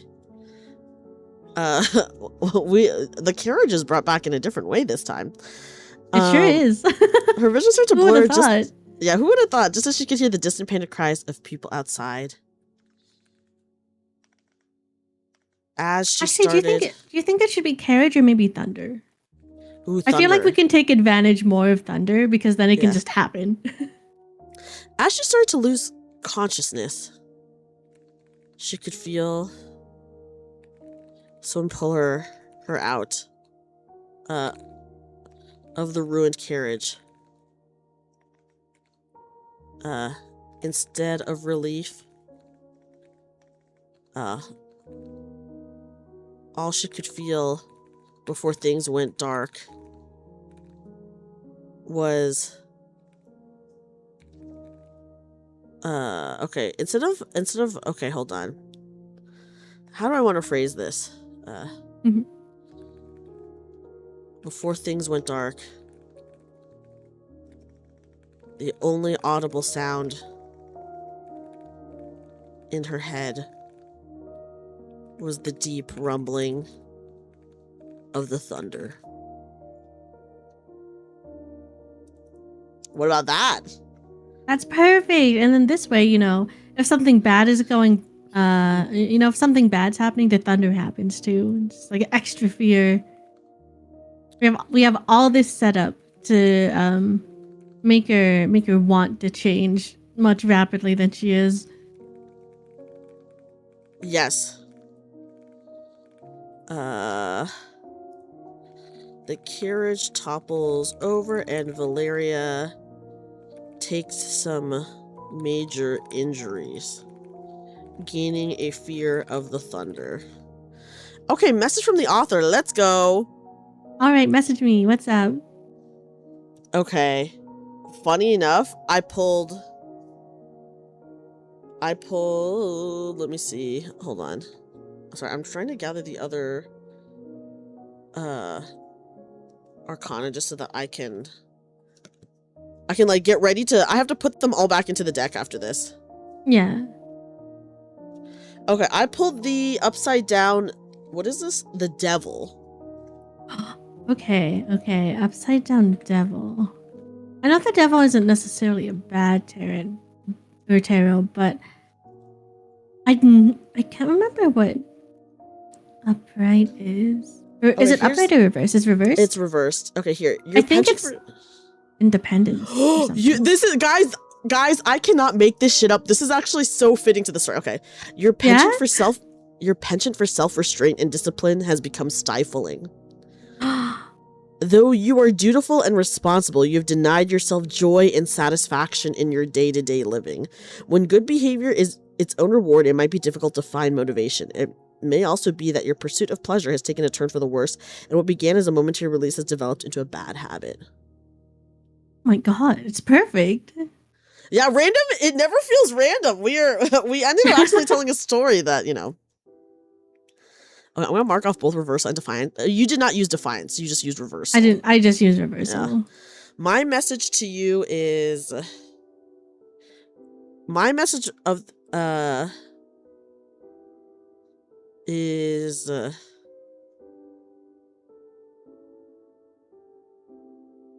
what do I want to say to you? Yeah, you know, what do I need? Because, you know, I think this is how a lot of books start, of just like, you know, the main character kind of suffering a lot. Yeah, so we are in opposition to each other because I can tell when you're doing stuff and I don't like it as the author, you know? Mm-hmm. So my message to you is you are destined not to change. Mm-hmm. You are destined not to change. Your responsibilities will always come first for you.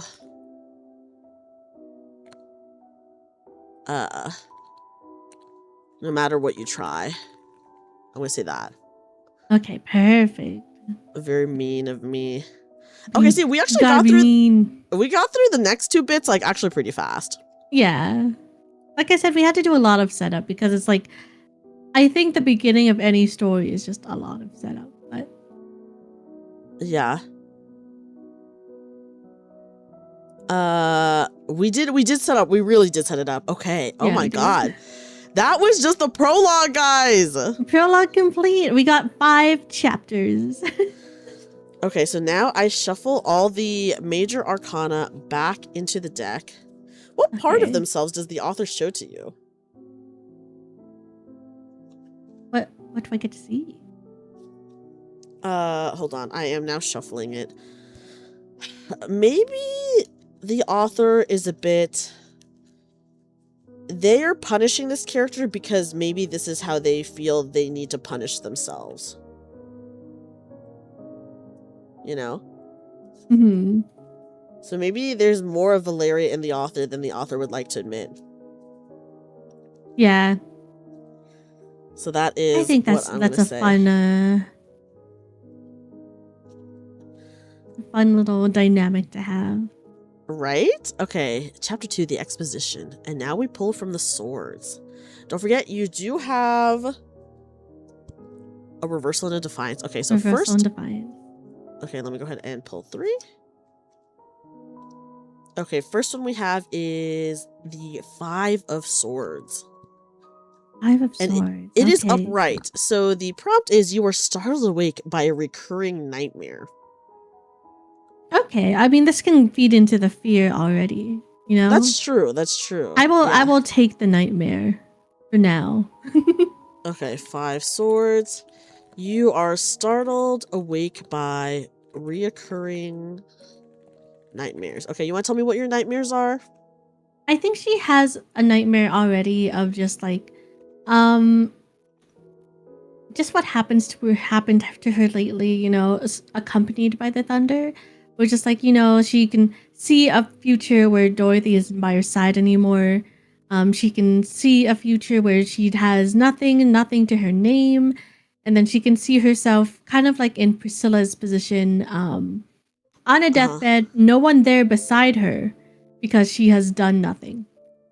Ooh, that is... Because we already made Priscilla like be like, well, not even Valeria wants to go see her.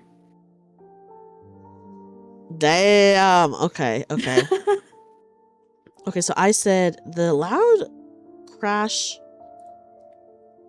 of thunder jolted Valeria awake. It was always on rainy nights that Valeria had the same dream. Mm-hmm. In the dream, she found herself alone on her deathbed, just like her sister. Mm-hmm. No one there to hold her hand, not even a servant. The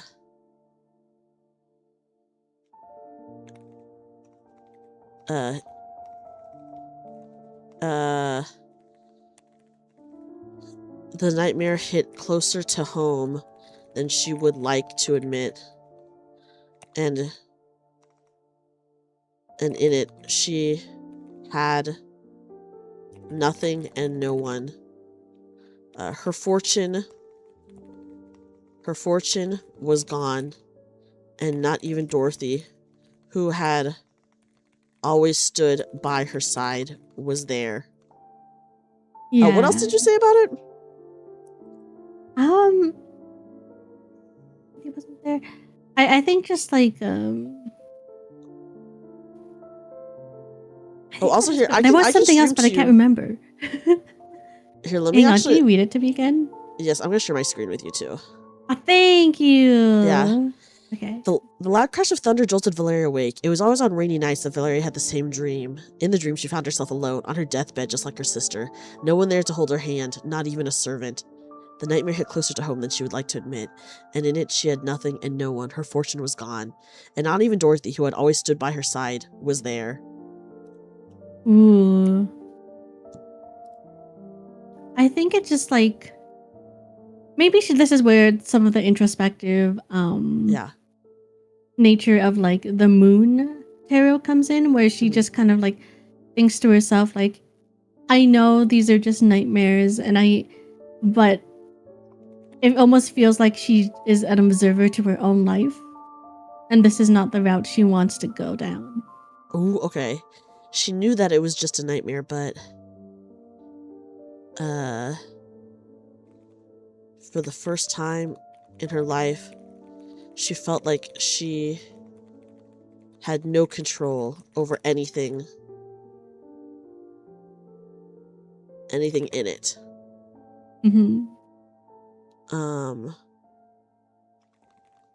Was she just an observer in her own life? Yeah. Because then that because I know eventually it's going to be the character versus the author. Yeah. So then this is like a good thing where it's like we can get a little meta with it, We can get meta with it, yeah. Yeah, where she's just like, it felt like everything that could have gone wrong went the worst possible route.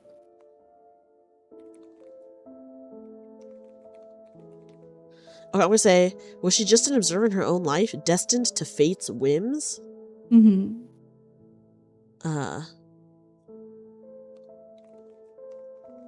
She felt on the verge of losing everything. And she wasn't sure if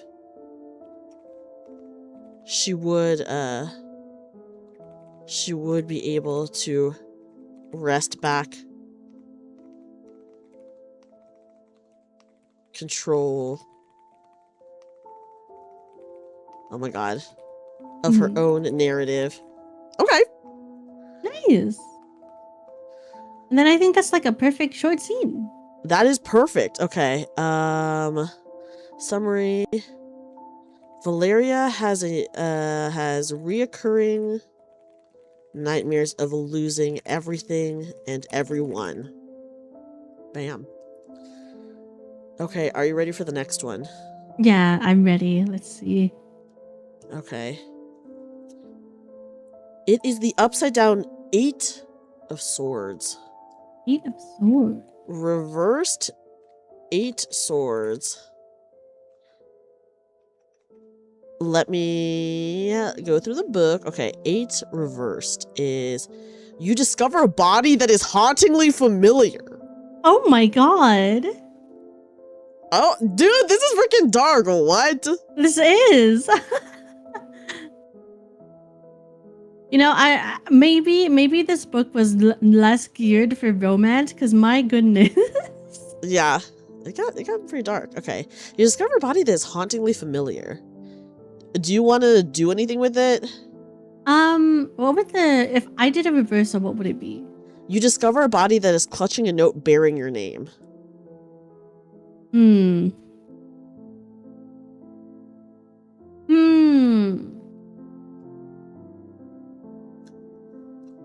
Or you could change it to be you discover a body that is and blank.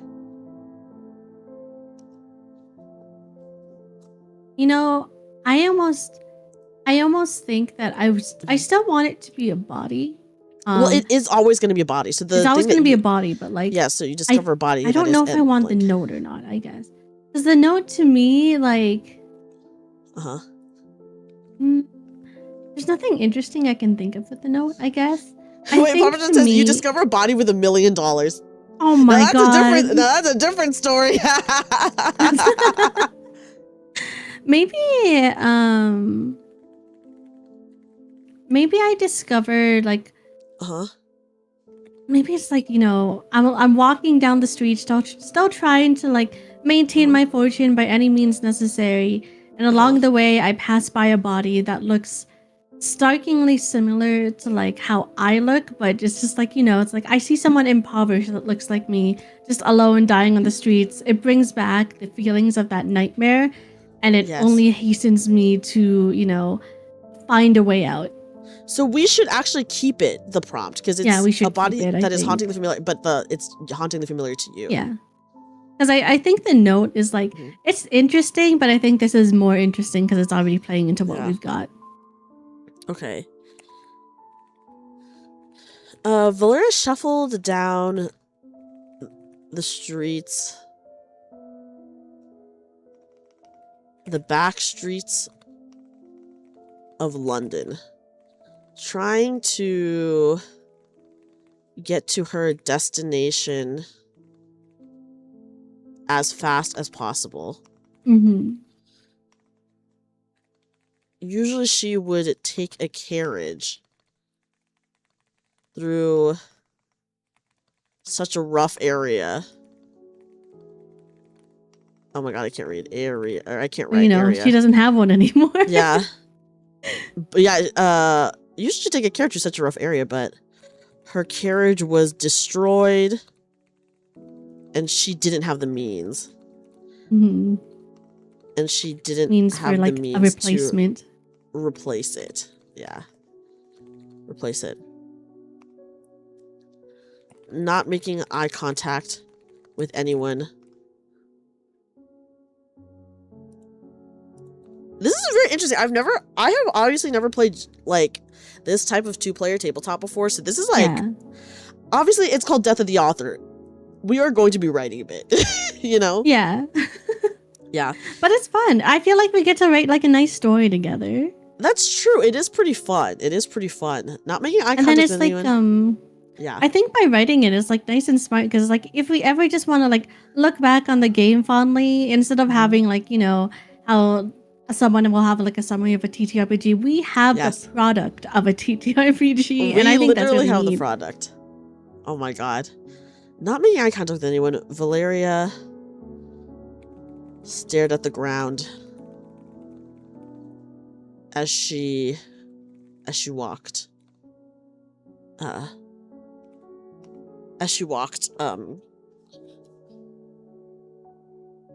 Okay, so she's staring at the ground. I want her to maybe see the foot of the body. Mm-hmm. That would be cool to upload it. I do like that idea. Yeah. It's nice to see do it tabletop RPG that isn't so antagonistic, though still dark. I feel like a lot of the ones that I've seen are like two people working together. And I guess in a way, me and Yuzuki are working together, even though we are in opposition, or I should say, it's not player versus player in this case, because in the book it literally says, hey, just because you're playing like author and character that are against each other, like the players are not opposite each other. So like we're working in tandem together and it's only our characters that are kind of against each other, but like it specifically says in the playbook that you two are not against each other. So that is nice that, we are not antagonistic in our play, which is what it was saying. So it's like a very collaborative thing, which is nice. Yeah, because I think like, especially on my end, I am choosing to do what I think would be most interesting for the narrative. And I think Dreamy's also doing the same thing. So it really is like we're just building a story together. Yes. And then, this is usually a solo tabletop actually. So it can be adapted for duet play. There are rules in the book. It tells you how to adapt it for duet play. So that's what we're doing, but you can also play it solo. Okay, Valeria stared at the ground as she walked. She was so focused on the cobblestones in front of her that she didn't notice the leg jutting out in front of her, and she tripped, catching herself before she made contact with the ground. Oh. Watch where you're sitting, Valeria shouted, turning around to look at who the leg belonged to. She froze. She froze once her eyes hit fell upon the body in front of her. Maybe like, it's empty gaze staring back at her. Yeah. She unintentionally made eye contact with the glassy eyes. She unintentionally made eye contact with the glassy eyes of a peasant woman? Yeah. Can I call her a peasant woman? I think so. Because it's just someone of low social status. Okay, right? yeah. Okay, she unintentionally made eye contact with the glassy eyes of a peasant woman. Malnourished. To the point of death. Mm-hmm. Valeria choked back a cry as the dead gaze of the woman blankly stared back at her. Mm-hmm. Maybe like her features mirroring her own. Yeah. Almost like somehow, I don't know how to word it, but just bringing back the nightmares into a reality she didn't expect to ever find herself in. Ooh, okay. So Valeria's hand flew to her mouth, covering it, as she realized this dead woman's pained expression mirrored the one she often had.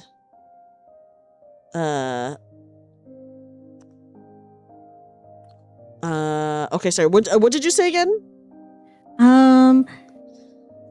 Well, she often had, and it's like not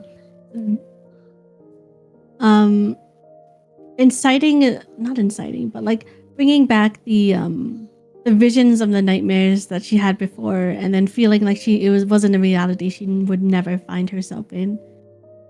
Yeah. This is like the rug pull.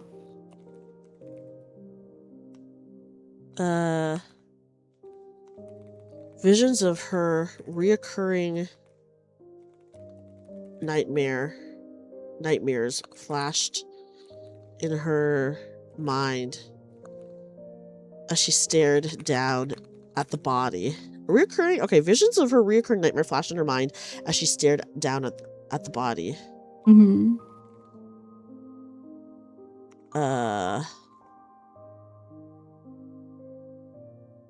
Maybe it's just like realizing that those nightmares were closer to reality than she ever thought. Something like closer to reality than she thought was possible. Okay, I do kind of want to maybe make the woman look like her a little bit more. Yeah, like maybe instead of like paint expression, maybe like this woman's like maybe features almost acting like a mirror of herself. And that way it's like, maybe we got the same color hair, maybe the same I was thinking the same color hair too. Mm-hmm. Okay, I'm going to say, covering it as she realized this dead woman's features mirrored the ones she mirrored her own, even down to her red hair. Mm-hmm. Okay.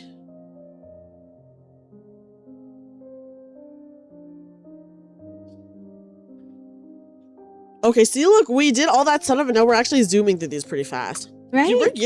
Your character has a horrible life. She has a horrible life. Well, it's like, I think that's the most interesting thing when we have like someone who has the antagonist. Because usually when people write these stories where it's like, oh, someone is kind of like destined to quote unquote lose like the love interest, they are given a horrible card, True. They get the worst cards of the deck because there needs to be a good reason why we're not rooting for this losing character.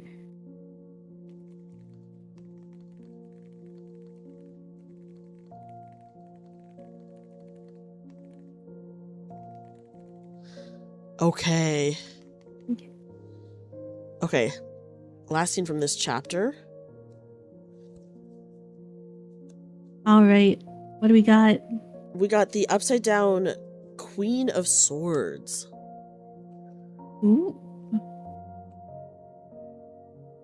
Let me look at the little paper queen. Upside down reversed is, you're mistaken for your foe. Oh. Wait, that's so good. I want to still use Reversal Defiant, but this is so good because I really can think of a nefarious scene where she is out with Dorothy and Dorothy accidentally calls her by Yvette's name. Whoa! That's actually really good. Right? Okay, you are mistaken for your foe. Listen, you don't have to use it. It's just okay. Yeah, it's just there. But I think that's so. Oh, it's so bad. I would crash out so hard. Okay, let's see. How do I want to write the scene? I'm gonna say. Maybe it's like, maybe this is like Dorothy reaching out, being like, "Hey, I noticed you've been working yourself hard lately. I just wanted to make sure things are still going well. We're just having a nice outing. I can, maybe she even like, Valeria already feels a sense of shame from Dorothy having to be the one to reach out and also, Ooh, okay. unfortunately take care of like finances for this little outing." Yeah. That would be the worst. Okay, so I'm gonna say, Valeria closed her eyes and leaned against Dorothy as they walked. Her arm intertwined. Their arms intertwined. Their arms intertwined. She took comfort in Dorothy's presence. Presence? How the fuck do I spell presence? That is not it. What? I don't think there's a way to spell presence with a space in it. Yeah, I was like, go. oh, okay. She took comfort in Dorothy's presence, and she didn't realize how busy she had been trying to fix everything until Dorothy had reached out to her, asking her out on an outing, inviting her. Okay, hold on. Let me say inviting her to an outing. Yeah. She also didn't realize how much she missed Dorothy. Yeah. And that maybe this is the first time she feels normal, quote unquote, in a long while. Ooh, true. She also didn't realize how much she missed Dorothy and how long it had been since they had seen each other. With her arm... With her hand firmly in Dorothy's, she could pretend everything was normal. So far, Yuzuki's like, I don't give a shit about my character fighting back against the author. I'm going along with it. I'm going along with it. It's because for me, all the defiance is going to happen towards the climax. Because this is still like, yeah, we need to beat her down so that she wants to... Yeah, this is exposition. We need to beat her down so that she wants to fight back. Yeah, every single rising action, I'll be like, I'm defying. Yeah. With her hand firmly in Dorothy, she could pretend everything was normal again. That her life wasn't turned upside down.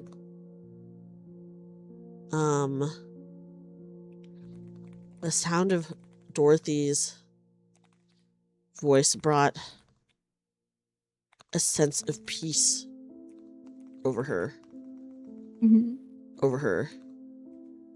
And it was almost enough to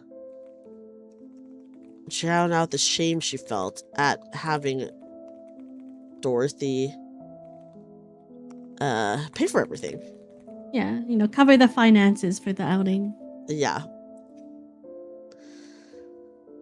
Oh, you know what's funny? Dorothy being the rich one and Valeria being the poor one? Yeah, more subconscious decisions. Interesting decisions we've made.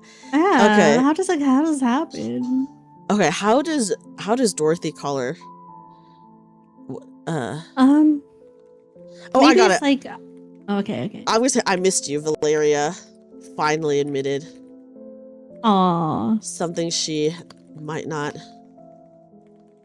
have said before, if it wasn't for everything that happened. I missed you too, Yvette. what? Oh. Dorothy replied offhandedly. Smiling as she says it too. Let's make it real bad. Smiling widely. Okay, do you think Dorothy should realize her mistake, or you think no? I think no. Okay, what is Valeria thinking? I think maybe this is where Valeria's, grasp on Yvette's hand loosens a little bit in shock. Okay. And she's gonna stop walking, and Valeria froze. Mm-hmm. And then maybe like Dorothy can ask her what's wrong. And then I think Yvette would say, I think this is where the defiance is starting to show a little bit. It's like, maybe she's gonna just quietly be like, oh, like, do you even see the person in front of you right now? And then and Dorothy's gonna be like, what are you talking about? Okay. Valeria froze, her grip on Dorothy's hand loosening in shock at hearing Dorothy call her by someone else's name. I misread the title as Where Were Arthur? Hi, Asterix! Hi, Asterix! What's up? Asterix, we're playing a very fun 2-player tabletop RPG. I'm sure like this, I don't know how exciting this is for viewers, but we're having a great time. We're having a great time. We're making a story for you. I hope you guys like the story. Yes, we're really beating down on our so character. Dramatic. It's very dramatic. Valeria froze, her grip on Dorothy's hand loosening in shock at hearing Dorothy call her by someone else's name. Not only someone else, but her. The stranger from the party. Yes. Feel like you're being read a chaotic bedtime story. Oh my gosh, I'm so glad you're enjoying it. Yeah, this one's a pretty fun one. Me and Yuzuki are about to be in opposition soon enough, but right now we're really beating down on this. Yeah. We gotta beat down on the character first. Yeah, Asterix, this story actually has a lot of parallels on accident, by the way. Listen, you can go back to the beginning of stream where we're just pulling out tarot cards and we don't realize anything. Because it's what the tarot cards told us. Yeah, we create the characters based on the tarot cards, exactly. Okay, not only someone else, but her, the stranger from the party. Okay, what else did you say what does Valeria realize now? I think in her freeze, like Dorothy's just like, oh, what's wrong? And then like Valeria's just like, do you not see the person in front of you? It's like almost like angry at Dorothy for it, but still like in that like freeze state of not wanting like actual confrontation. Yes. I plan to do it where my friend and I were very friendly until the very end where their character got jealous of mine. Curse them and cast magic. Is this Tangled Blessings? That literally caused the end of the world. Wait, that's crazy. That's us, Yuzuki. That is us. Okay, yeah, we never know what's gonna happen. I'm curious to see how Yuzuki will push back against the author after this. Okay, she ripped her arm fully away from Dorothy. Yeah. Taking a step back in shock. Dorothy turned around. A puzzled expression. The Magus. Ooh, that sounds cool. I'll have to check it out. Dorothy turned around, a puzzled expression on her face. As she said, "Is everything okay?" Yeah. Do you even see who is in front of you? Is in front of you right now. Valeria spat. She's angry. Yeah. And then maybe it's like maybe Valeria can like see the expression knowing that Dorothy meant nothing by it, but that only makes it worse.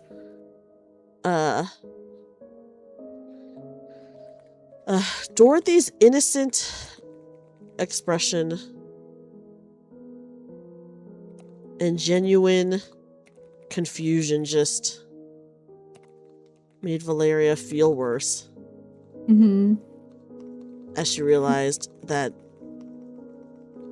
Dorothy didn't even notice or mean anything.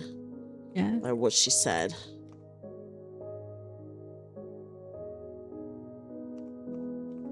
And then I'm not sure what would Dorothy say to that? What would Dorothy say? Maybe Dorothy, in her confusion, is like, I thought we were having like a good time. Like, are you not enjoying this anymore? Are you not having a good time right now? Yeah. It's like, I hardly Dorothy see asked. you, and you are being upset at me. I Upset hardly over see nothing, you, and now even. you're upset over nothing? Oh. What does Valeria want to say? I think. Or do?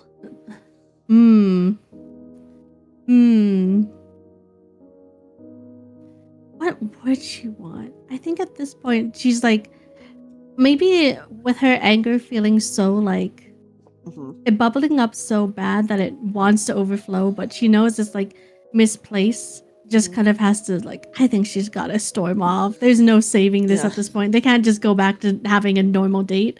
So I think she'll be like, I was having a good time, and then she'll leave. Okay. Valeria could feel her body tense up.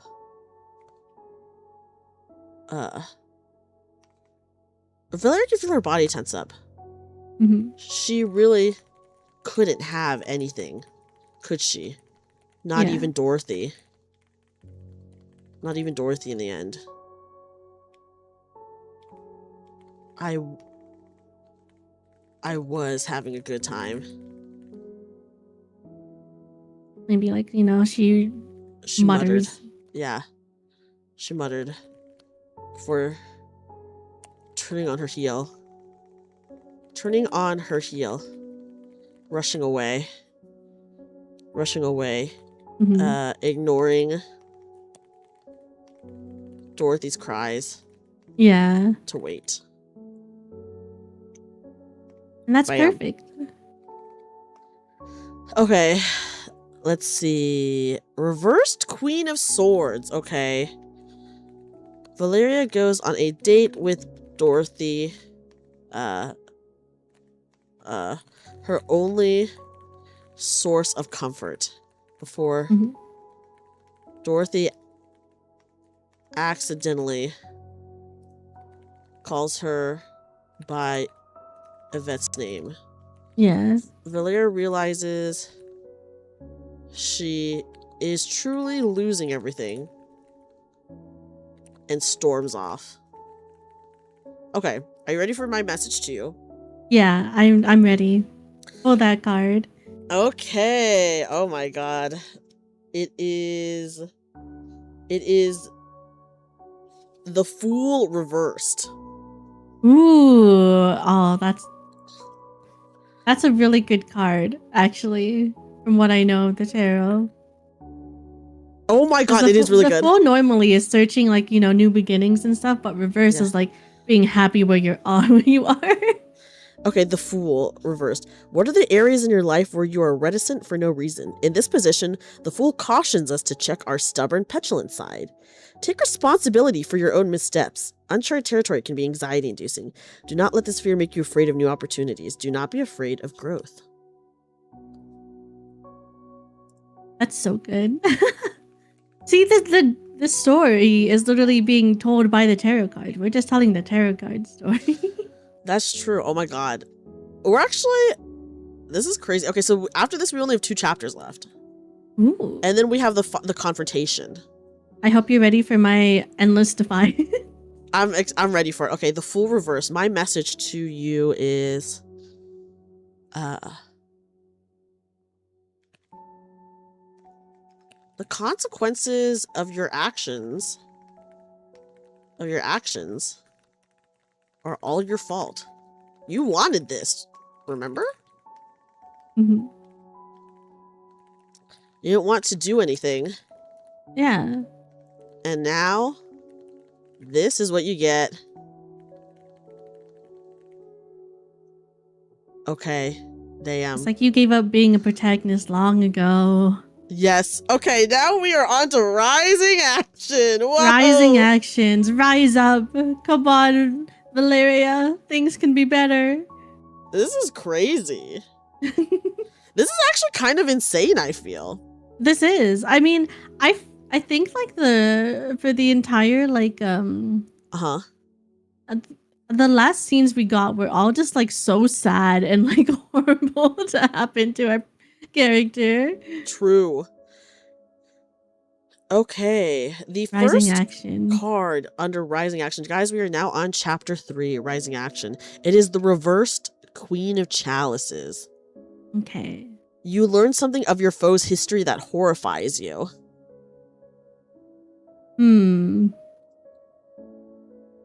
What's the reverse of that?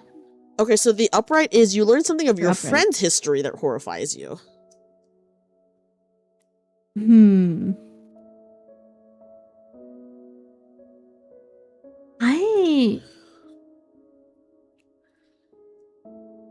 It's hard because we already had the horrific discovery of like her sister not being the heir they were supposed to be doing.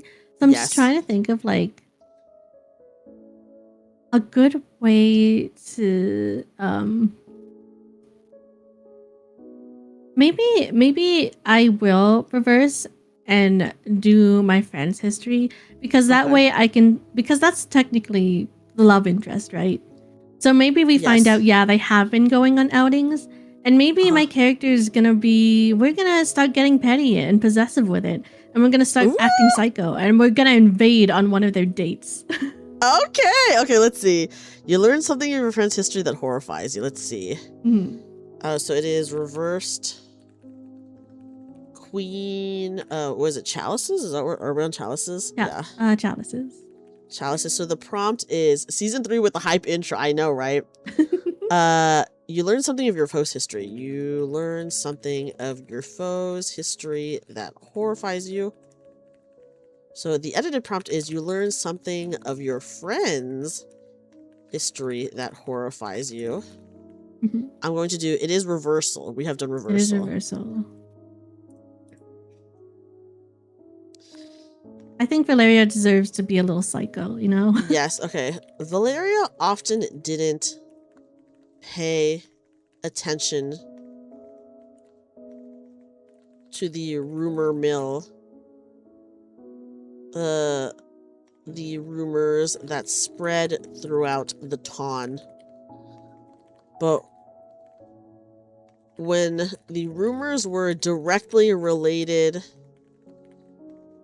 to someone she cared about, she couldn't help but indulge in the gossip. Okay, so what are the rumors? Dorothy and Yvette have been seen on various outings together. With many people thinking that they were just courting already. Okay, yeah. Okay. Dorothy had been seen with Yvette on various outings, and now there were rumors that an engagement was on the horizon. Yeah. And then maybe Yvette is like giving really big expensive gifts to her that are often seen, like, you know, like bouquets, dresses at Dorothy's doorstep. Not things only that, like, you know, Valeria cannot give at this moment. Yes, okay, not only that, but Yvette was making grand gestures by sending extravagant gifts of flowers and dresses to Dorothy's door. Everyone in London, if it wasn't clear before, it was clear now that Yvette was courting Dorothy. Mm-hmm. Okay, how do we want Valeria to be insane? Okay, So I think Valeria, she thinks nothing of the flowers, and she knows. She has heard that they are on an outing later today, and I think Valeria's just gonna show up with flowers, and she'll say, "I saw the flowers at your door, but I remembered that you're allergic to those ones, so I got you better ones instead." And it's one she's just picked from her garden. She does have a really nice garden. We did establish She does have a really nice garden because we do still have that. Yes, we do still have. We still have. And the then garden, I think this would be her chance at trying to establish that she knows Dorothy better and what Dorothy wants more than Yvette does. Okay.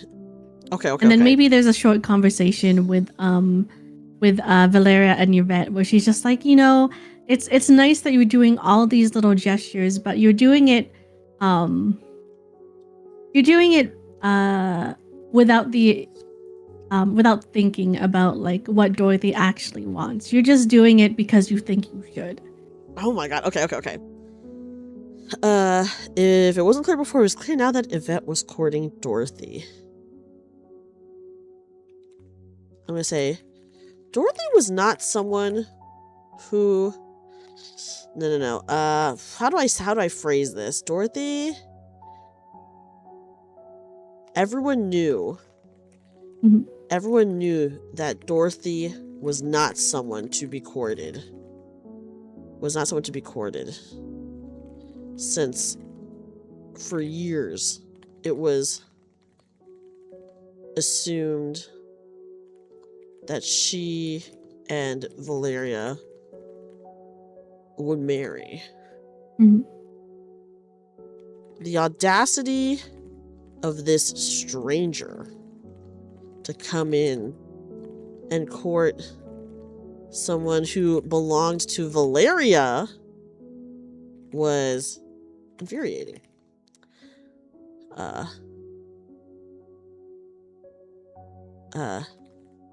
She knew it would cause a scene,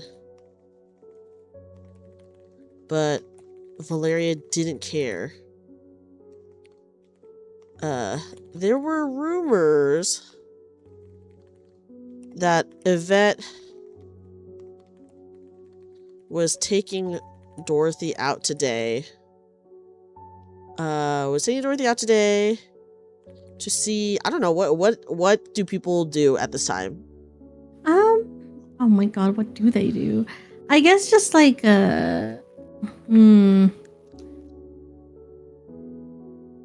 what's a day out? Maybe they're just having like a picnic. No, that seems like a reasonable thing to do that would happen during this time.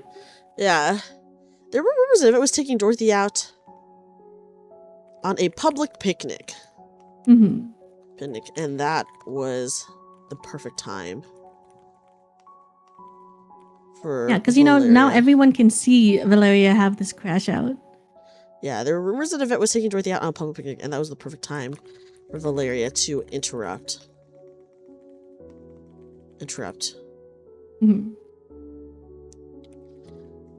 Marching determinedly towards the two sitting on the grass in the most populous park.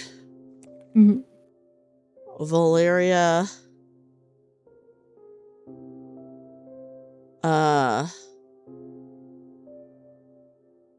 maybe it's just like she lays down a bouquet of carefully picked flowers in the middle of all their food. Ooh, okay. Marching determinedly towards the two sitting on the grass in the most populous park, Valeria placed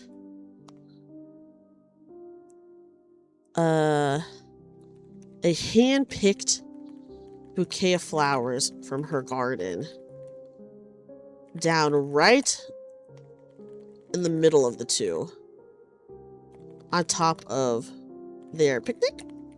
Yeah, on top of their picnic. Yeah, on top of their picnic. And I think this is where Valeria's just like,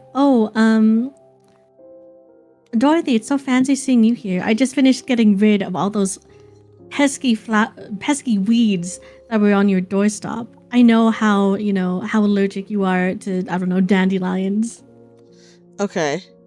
Ooh, fancy seeing you here, Dorothy. I just finished getting rid of those disgusting weeds that were littering your doorstep. I know how allergic you are to. It can't be dandelions. What's I don't know. What's a daffodils? Yeah. Maybe like lilies. Lilies are a pretty common allergy. Okay. I know how allergic you are to lilies. But don't worry. I went ahead and made you a new bouquet of your favorite flowers. Mm-hmm.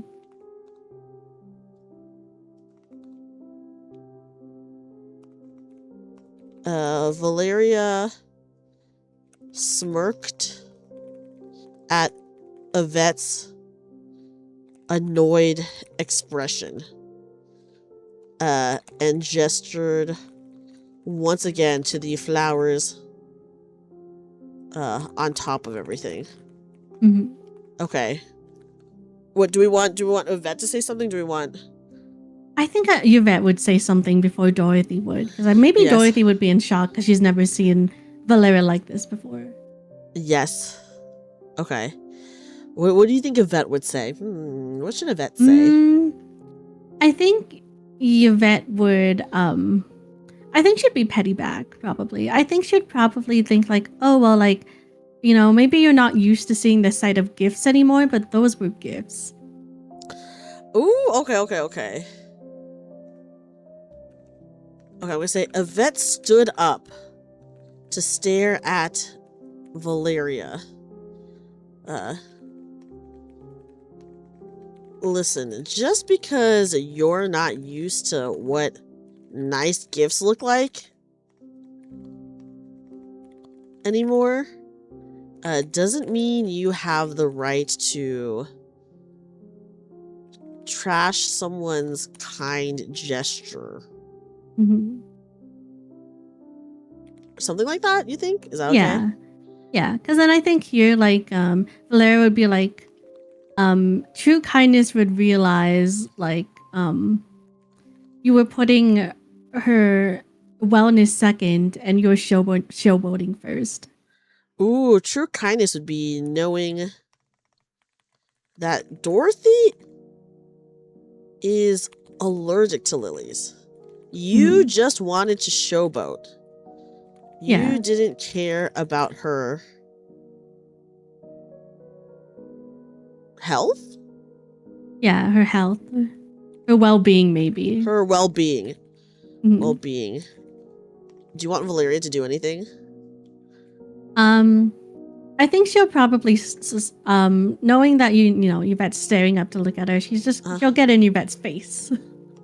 Valeria took a step closer. Her face inches from Yvette's as she spit out. You could never know Dorothy more than I do. You don't know anything about what she wants. Yeah. And you know what? Let's go for a slap. We have to do the slap. Okay. Okay. I'm gonna... How do I want to write this? Yeah. Never in her life had Valeria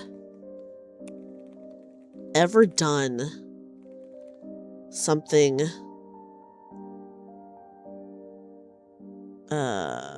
outside of propriety. But she couldn't help herself now. She needed to regain control over something. Okay. Trying to regain any sort of control over her life. She raised her hand and slapped Yvette across her cheek. Mm-hmm. This, the smack causing, the sound of the smack. The V in Valeria stands for villain. Well, she is I gotta be a villainess. She's a villain, yeah. The sound of the smack. Okay. She reached and slapped Yvette across her cheek. The sound of the smack rang out. And the whispers around them quieted as everyone in the park stared.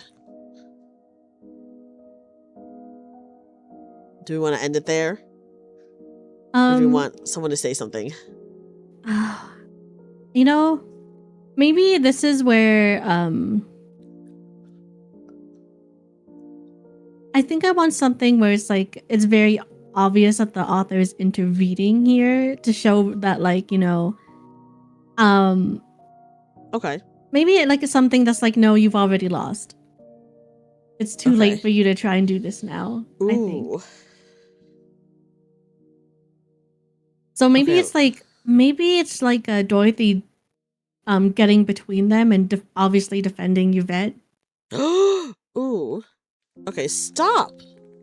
Dorothy cried out as she threw her body between Yvette and Valeria. What are you doing? Valeria? Mm-hmm.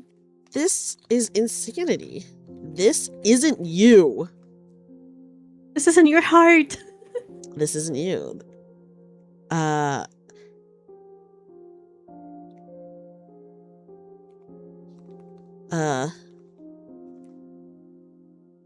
Oops. Valeria could only watch as Dorothy wordly examined Yvette's wounds. Wound, I guess. Valeria could only watch as Dorothy wordly examined Yvette's wound.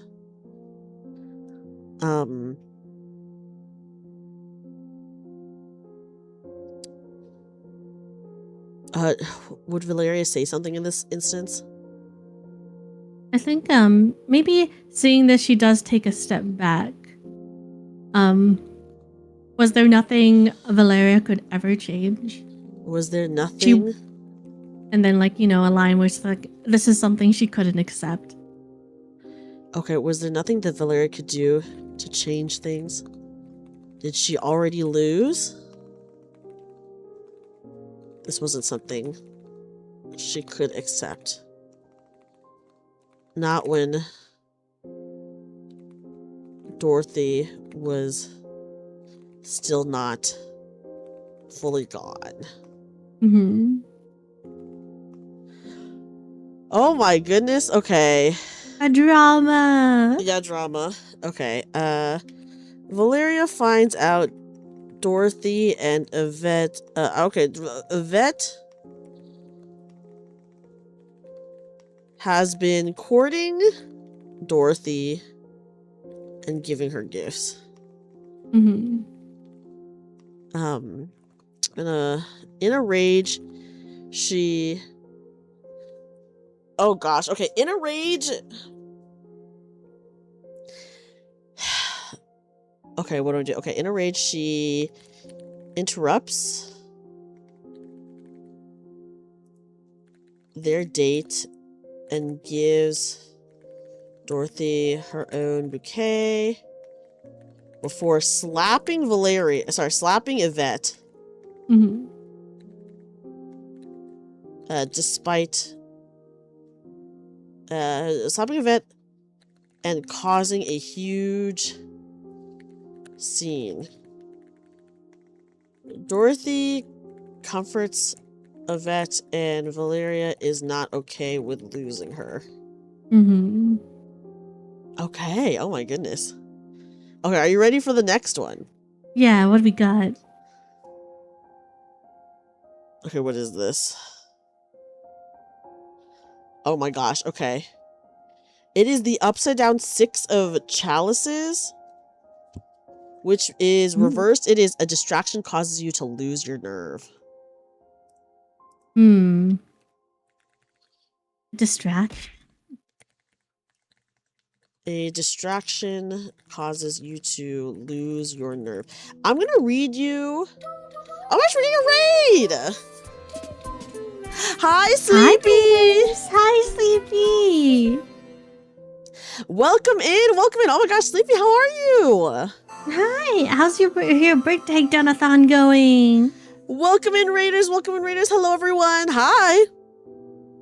Welcome in. Me and Yuzi are playing a 2-player tabletop RPG right now called Death of the Author. Welcome in. I hope your stream went well. Yuzi, do you want to introduce yourself? Hi. I can introduce myself. Hello, Life and Moon. It's Music-yo. I'm here with Dreamy, and we are writing a short story together almost. Yeah. This is we're playing opposing-ish characters. I'm an author, and Yuzuki is a character in my story that is fighting back against the author. Yeah. So that's what we're doing. That's what we're doing. But welcome I'm playing in, everybody. A losing love interest, and I refuse to follow through with the vision of my writer. Yes. Okay. The reverse of that is a distraction causes you to lose the upper hand. So you could, if you want, you could just keep the lose your nerve, or you could do the defiance and change it. I think I'm gonna do the defiance, and I'm gonna change it so I don't get distracted. Actually, no, you still lose. I want to be. Oh, I still lose something. So a distraction causes you to lose and then blank. So you could, you could change it so that you don't get distracted, but by losing something else. Maybe I don't get distracted, and I follow through with some of the financial things that I have to do, but it does mean that, like, out of the corner of her eye, she notices Yvette and Dorothy getting even closer since that incident. Okay. Yeah, I'm gonna say the distraction in this case is you figuring out your finances. Yeah, okay. I'm gonna say a distraction causes you to lose your... Okay, so the edited prompt is a distraction, but I'm gonna put in parentheses. Valeria figures out her finances. Causes you to lose your love interest. Yeah. And we can be like a little bit loose on what lose means in this situation, you know? Like, because maybe it just means that, like, you know, they're going on more outings, like, and it's a little less hush-hush. It's no longer a rumor and more like something that people have begun to accept. Yes. Okay. So I'm gonna say her hard work was finally paying off. All of Valeria's attempts to recoup the losses her sister caused their family was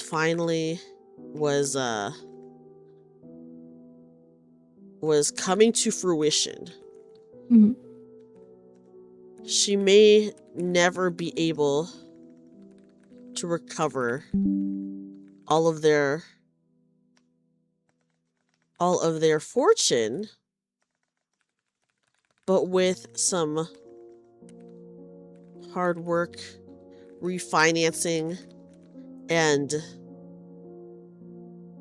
investing what little she had into other ventures, she was able to recoup the losses, recoup a significant portion of what they had lost.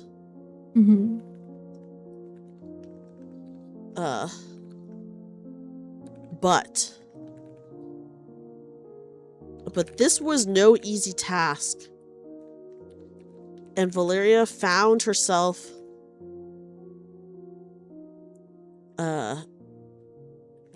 entrenched in this endeavor. Yeah. No record keeping, you know.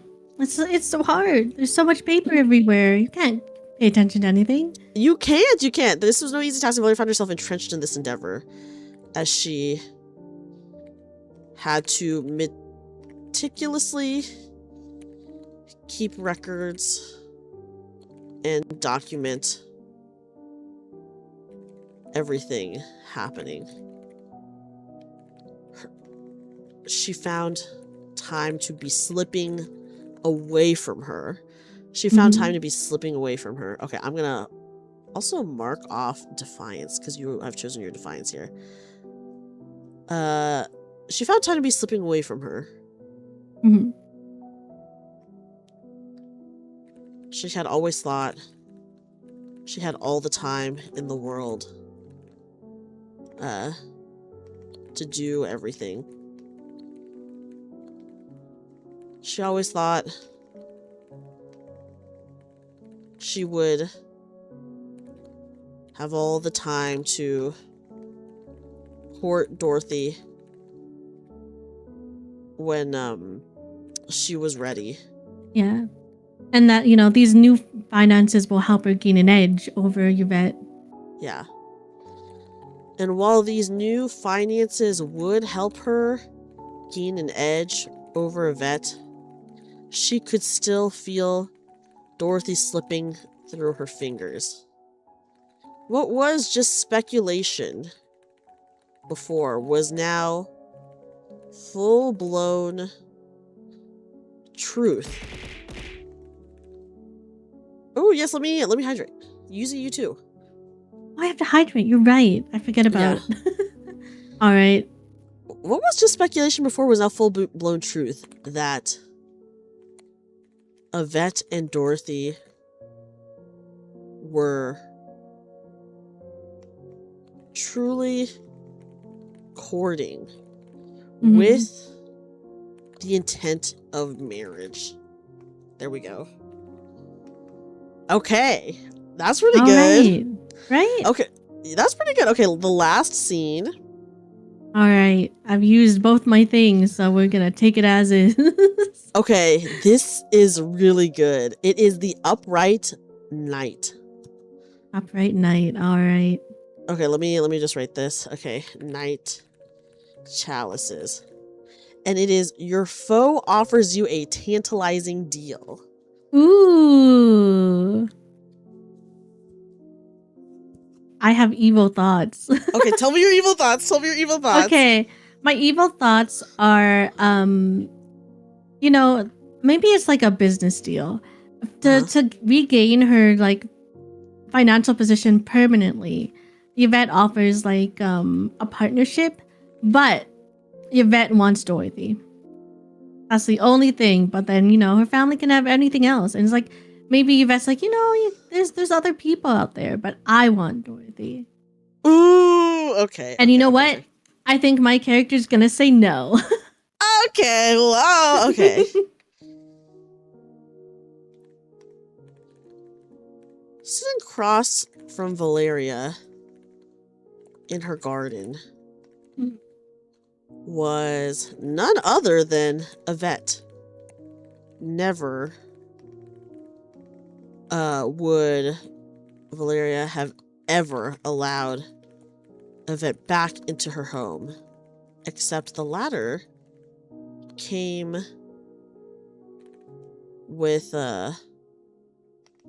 offering never would Valeria have ever allowed Yvette back into her home except that the latter came offering a deal she wouldn't be able to refuse. I'm gonna say in quotes because that's what Yvette would maybe say. Yeah. Silently, they stared at each other, both sipping their tea, neither of which wanted to be the one to start the conversation in their silent battle. Okay, I think Yvette will say something first. Okay.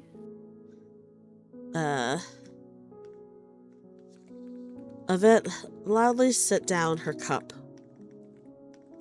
cup, interrupting the tense silence.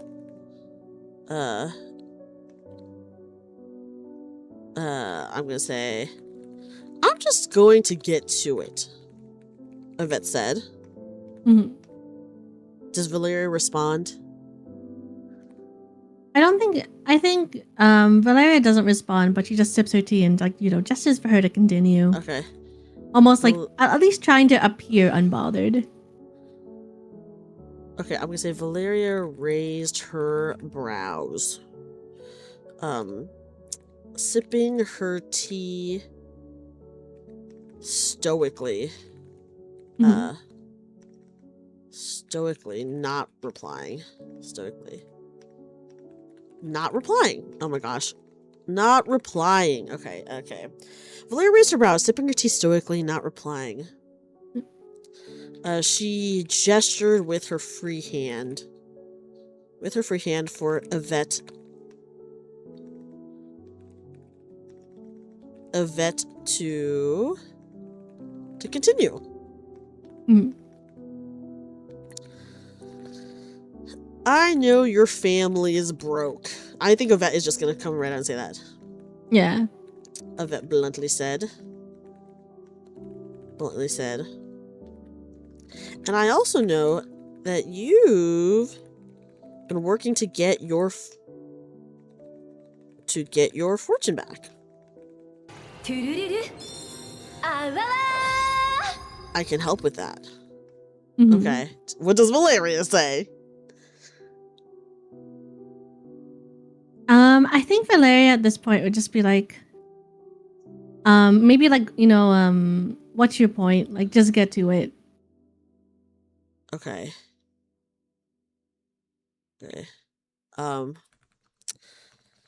Get to the point. How would you do that? Mm-hmm. Valeria finally said. Okay, what is the plan? How can she do this? Doing like we have like a financial partnership. I'm able to bring your family back up. My family also goes up. Yeah. But the only way I'll work with you is if I get Dorothy. Okay, I propose we go into a financial partnership. My family has the funds to invest in whatever it is you're doing. Yeah. Whatever it is that you're doing. And in the end, we both win. And then maybe Hello? you can include. Oh, hi. Hi, Hale. Thank Welcome you for in. the hydrate. Yes, we'll hydrate right now. Hale. We've hydrated. We're hydrating. And stretch. Okay. Okay, we will stretch. Hi, Commander. Welcome in. Welcome in. I propose we go into a financial partnership. My family has the funds to invest in whatever it is you're doing, and in the end, yeah, we both win. Maybe you can include a line that's kind of just like being new in town, we need the backing of a name that is familiar to the people here. Okay, being new in town, it would be advantageous for, if I could spell advantageous, for my family to have the backing of a well-known family such as yours. Yeah. The Pembrokes. In return, we'll invest in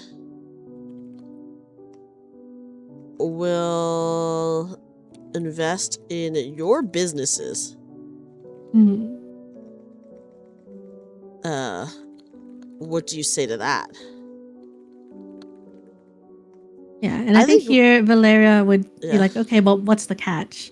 Like you wouldn't offer this to me of all people. After I knocked you to the ground the other day. Let's exaggerate the slap a little bit in Valeria's mind. That's a kind offer, but what I would say that's a kind offer, but what what's the catch? I'm gonna say, what's the catch? Yeah, what's the catch? How can I expect you to approach me in good faith after I knocked you to the ground the other day?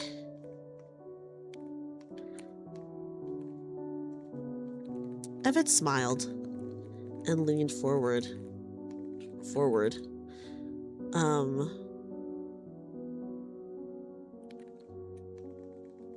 Her eyes twinkling as she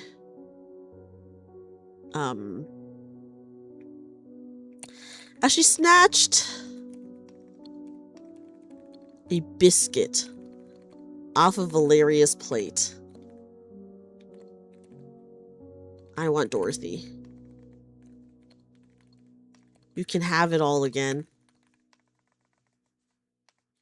But I want Dorothy.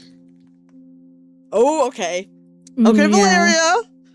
All right. I think this is where maybe Valeria smiles back and it's like, then we don't have an offer. I don't need you.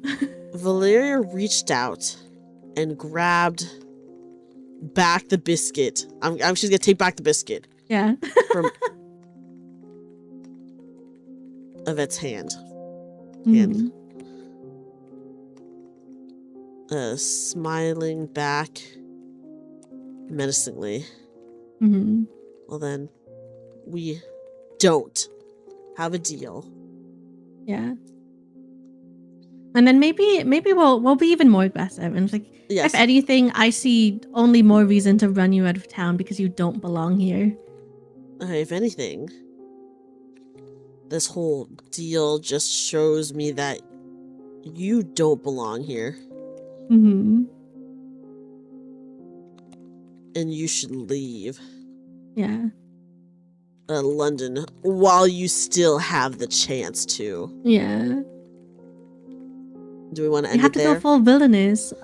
If I can say one more thing, and then Valeria will it'll be a more aggressive declaration of no, I'm gonna run you out of town myself. Okay.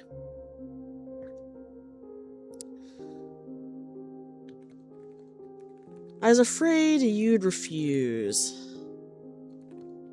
But we belong here just as much as you do. Dorothy wants me here. Okay. And what's Valeria gonna say?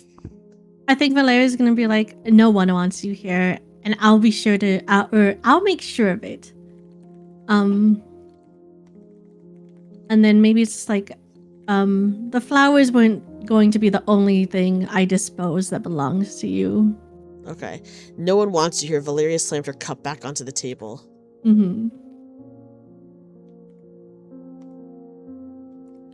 Next time, it won't just be the flowers I dispose of. Yes. Yeah.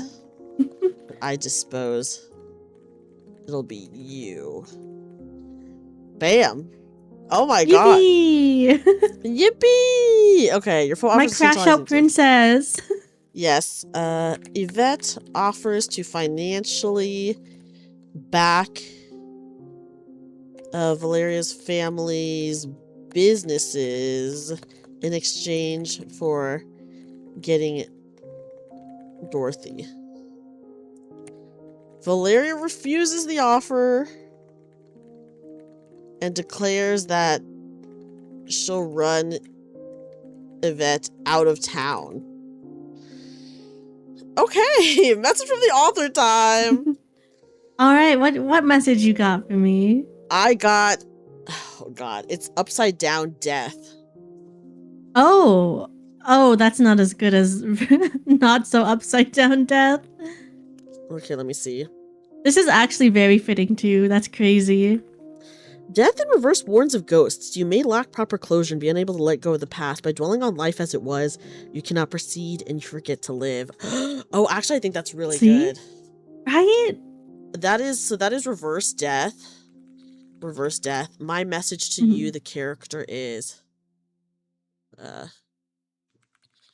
don't dwell in the past because you might get more hurt in the end. Let things go and move on. Crazy. Crazy. Okay, we are on technically the final chapter. It is now the climax. The climax. Yeah. We're on the climax, and then we have, technically there's chapter 5, but chapter 5 is the resolution. And there's no scenes that we're pulling from in chapter 5. Okay. Yes. Okay. Oh my goodness. Okay, now we are pulling from the wands. All right. We are in the climax, guys. Season 4 starts now. Exactly. Season 4. We're in the climax. Let's see if the character is able to defy the author. We get the 10 of Wands reversed. 10 of Wands. Let me look. 10 of Wands. 10 of Wands. You realize a compromise is unattainable. You know, I think I can let this one pass. Because I think that was the offer I was just given. And it's like, maybe, you know, Valera does realize, yeah, maybe on at least a financial level, the deal was probably the best thing that was going to come her way. But she, you know, she can't compromise on that. You know, she doesn't want it. Okay. And now she can't go back on the deal anymore. True. Okay.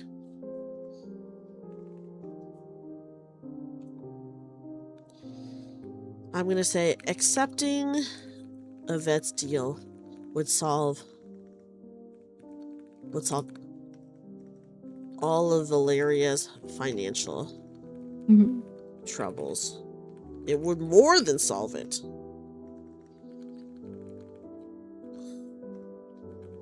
But she wouldn't have Dorothy. Yeah. Have Dorothy. She wouldn't have Dorothy.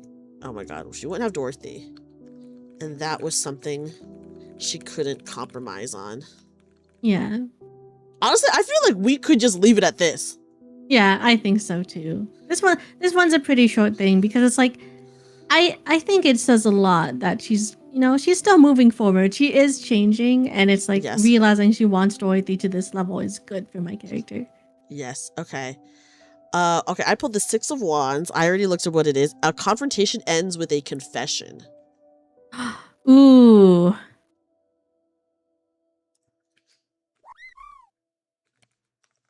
Okay, I'm gonna say Dorothy, oh sorry.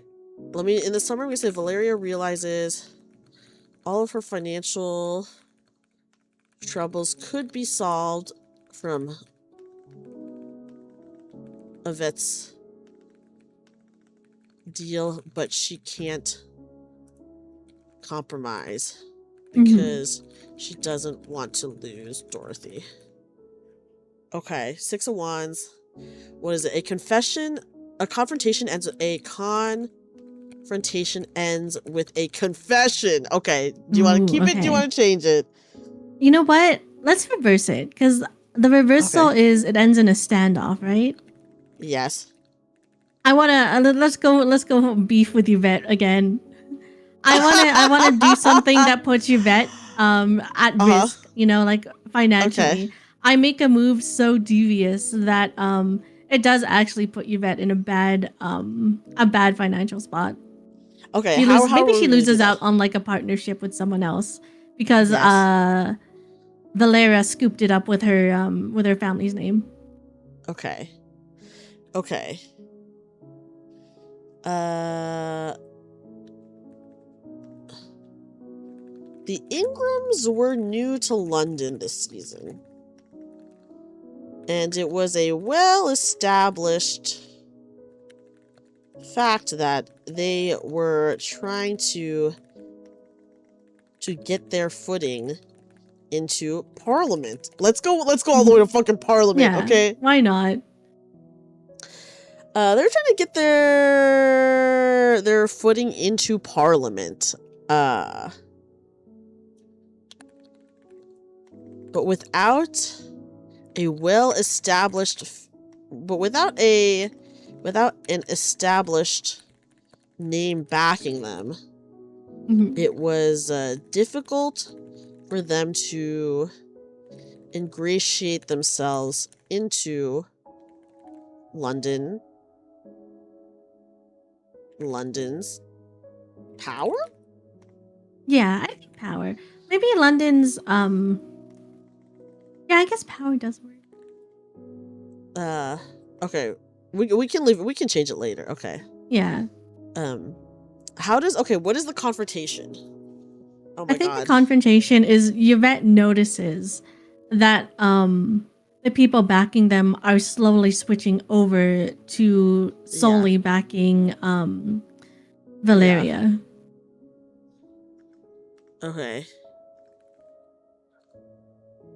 Okay. And then Yvette would like confront Valeria about it. Okay. I'm gonna say, where do I want this to take place? Oh my gosh, we are in the climax. Okay. Yeah. Okay, I'm gonna say Valeria knew that Yvette would come back. Just in less than ideal conditions.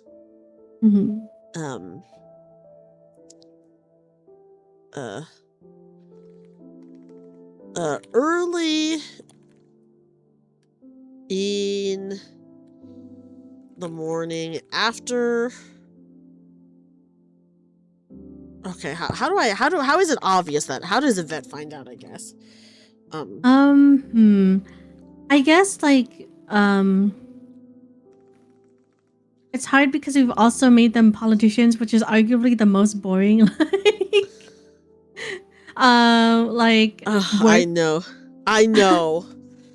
I mean, we can change it to something else, but I feel like, I don't know, because all these rich people are just all dealing with Parliament anyways. Yeah, they're all dealing with stuff. Maybe just maybe she comes back realizing what do people in Parliament do? They create laws and stuff like that, right? Yeah. Maybe just growing distrust in her name meant that none of the bills she had put in had any faith in them. And instead, bills that, sounded like hers, but, it's like it's like Valeria basically copied Yvette's homework. But since it's coming from Valeria, people are much more down for it because, she is that established name. True. Yeah, it can't be boring if the politician is corrupt, and oh boy, are they. Okay. Yeah. Okay. Exactly. Valeria knew that Yvette would come back. I'm gonna say come back once she found out about Parliament's new ruling. Yeah. It was early in the morning when Yvette stormed into Valeria's home, uninvited and unannounced.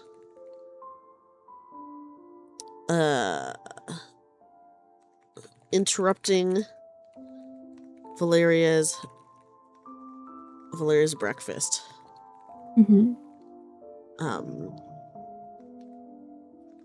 What the hell have you been saying to the members of Parliament? The members of Parliament. How could you? Parliament.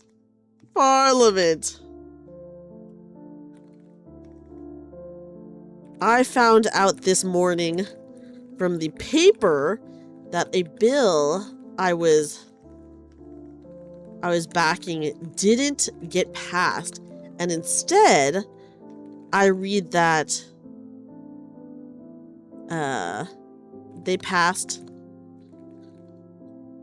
A different bill that, okay, Yeah. this is so annoying to write because I don't know why. I know, this is us making up politics. Yes, I find out this morning from the paper that a bill I was backing didn't get passed. Instead, I read that they passed a different bill that would benefit you? Yeah. Yvette threw down the newspaper in her hand on top of Valeria's plate. Mm-hmm. Okay, Valeria, what do you want to say? I think it's like, maybe Valeria would be like, well, it's only natural. No one's going to support nobodies, you know, like, or maybe the people won't support nobodies. That people don't want to support a no-name new family when they could be supporting the Pembrokes. Yeah, and then maybe she shrugs and she's like, we'll get a little cocky with it, and she'll be like, you told me your own weakness yourself, and why wouldn't I take advantage of it? She shrugged her shoulders nonchalantly. You were the one who told me about your weaknesses, and you expect me to not take advantage of that?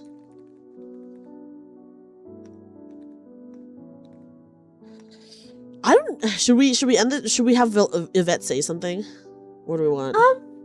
I think it's fine here because unless you do want to add more, because I feel like I think this is such a high for Valeria that she would just be like happy to just insult her again. You know, that would be the only thing I would have to add. Mm-hmm. I think it's fine here. Yeah. Okay, maybe I'm gonna say something like,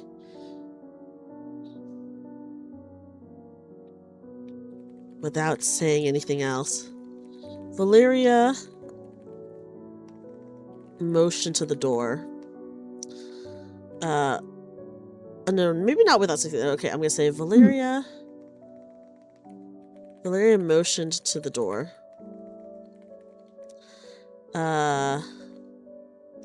And said,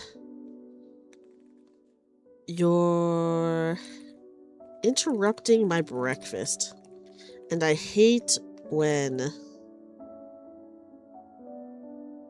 Oh God, what can I say? What's a good insult? You're interrupting my breakfast, and I hate...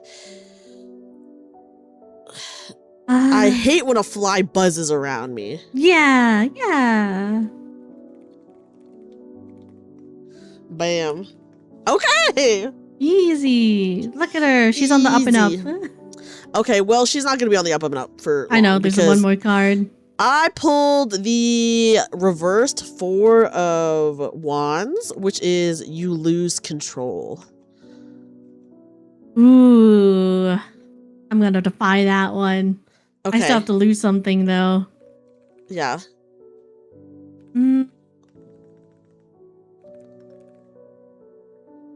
Okay, I'm going to write the summary doing that. What will I lose instead?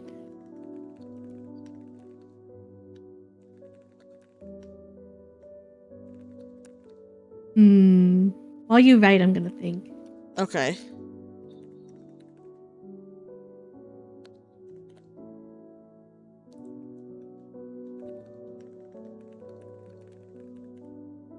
Okay, I just wrote, Yvette confronts Valeria about her political plays. Mm-hmm. And you're gonna defy it. I'm gonna defy it. I know I still have to lose something. It's just like, what do I know it's hard. What do you want to lose instead of... Because unfortunately, anything else I could possibly lose falls into losing control. That's true. Yeah, guys. Uh-oh. Uh-oh. Losing control.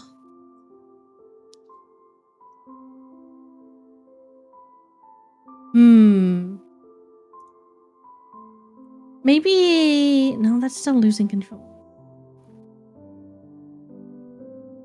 Valeria, what do we have to lose that we can, you know, it's It's not that bad to lose. Yeah, what if we, what if, you know, a stray, like, wind cuts my hair by 1 inch. She loses an inch of her hair. That's crazy. I will say, the regular version, not the reverse, it says you lose hope. So that helps you with any ideas. That does help a little bit. Maybe it's hard because I know can I just choose you lose hope? I could see that working because that's not a physical thing to lose. I feel like losing hope, oh man, that means you're losing to the author, but this is like the time where you're actively fighting back. Yeah. I think this is where because in the end I know. Well, I don't know, but I know I'm doomed to lose, and this is where the confrontation with the author is gonna kick in. Okay, so I think at this point, I don't want it to be that Valeria has already lost, but it's just maybe despite everything, she sees that Yvette is supported by Dorothy, and that's the thing that hurts the most, and that's losing hope. Even though Dorothy, is not fully lost, Dorothy is still obviously supporting Valeria at the same time. The fact that it's at the same time is enough for her to think okay, well, maybe on some level Dorothy does care about Yvette, and that's something I can't ignore anymore. Can we change that to something like Valeria loses her confidence that Dorothy will be hers? Yeah, I think so. I think that's perfect, actually. Okay. You lose your confidence that Dorothy will be yours. Mm-hmm. Okay. She should have felt triumphant.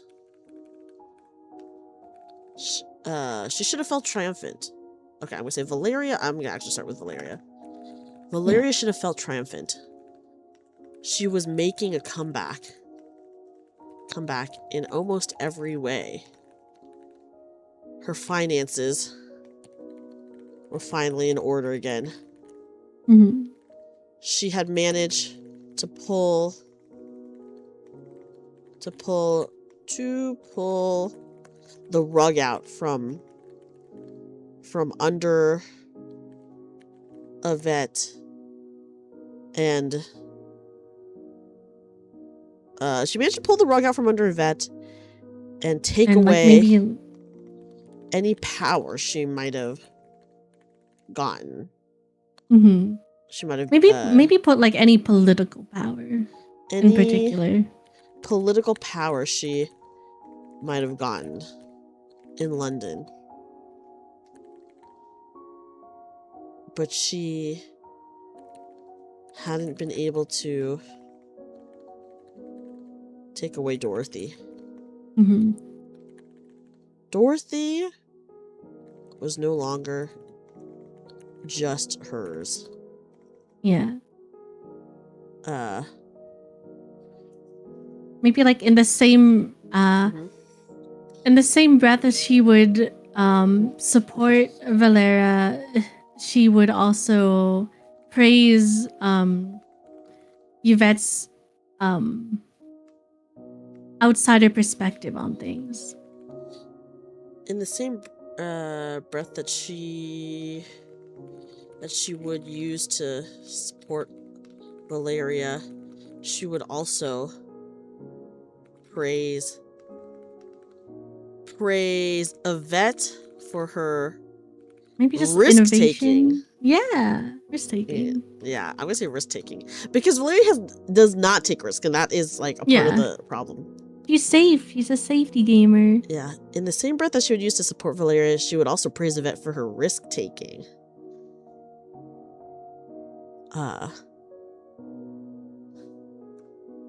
Even though Valeria had almost everything, again, she wasn't sure if she would have Dorothy after all. What do you think about that? I think that's perfect. Okay, I'm gonna say Valeria realizes that while she does have Dorothy's support still, Dorothy is also supporting Yvette.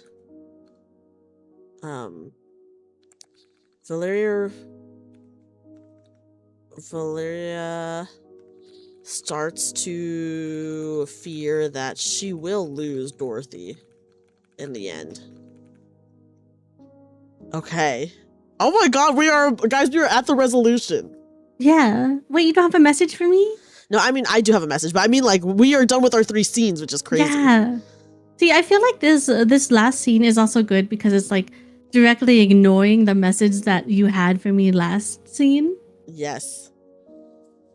Oh my gosh. Okay. Let me shuffle the major arcana The season deck. finale. The season finale. Oh my god. Let me pull up my little book really fast. What do we got? It is the reverse, the sun. Oh, okay. Though you may welcome an opportunity to bask in your own brilliance, oh my god, it might be wise to assess the kind of space and attention you take. The 10 crows rising in this card represent the sun goddess's 10 children who, so impatient for glory, raced across the sky together and scorched the earth below. Do you seek to illuminate truth and beauty with your radiance, or do you simply burn too bright and too hot? This is perfect. The tarot cards are really spelling out a message here because this is where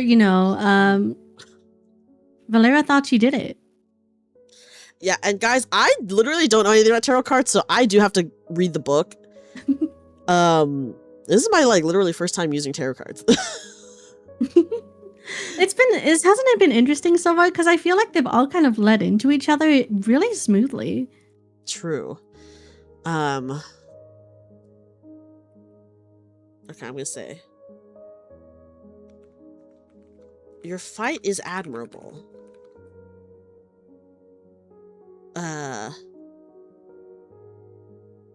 But will it hurt those around you? I need you to ask yourself if what you're doing is worth it. And if you're willing to take away the happiness of those you care about. Because this deals with burning too brightly, right? Because to the author, Dorothy should be with the vet. Because Dorothy will be happy with the vet. So this might be like viewing it as you are taking away the happiness of someone you say you care about. You know? Okay. Oh my god, guys, we are on the resolution. The story is over. It is time to confront your author. Your author has written parts of themselves into their story, whether intentionally or unconsciously. Examine the character spread, which I do have the character spread, by the way. Which I have the moon, the lovers, and fortitude. Which pieces of yourself, your friend, and your foe do you see within your author? The self, I can see, yeah. This is hard. What part of each character? Wait, of each character. Okay, so yeah. So what do you see with the self? Yeah, with the self. I think almost like the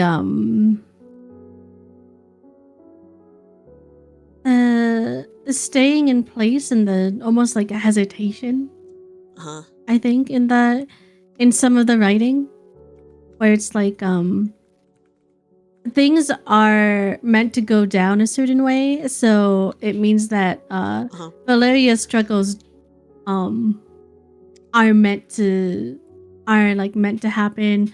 Like Yvette isn't, or not Yvette, Valeria is meant to lose. Yes. So Valeria is meant to lose, and so maybe instead of hesitation, it's like unwillingness to let the story change. Okay, I'm gonna say they're both stubborn. They're both stubborn. Okay, I'm gonna say Valeria's stubbornness reflects how the author isn't willing to let the story change.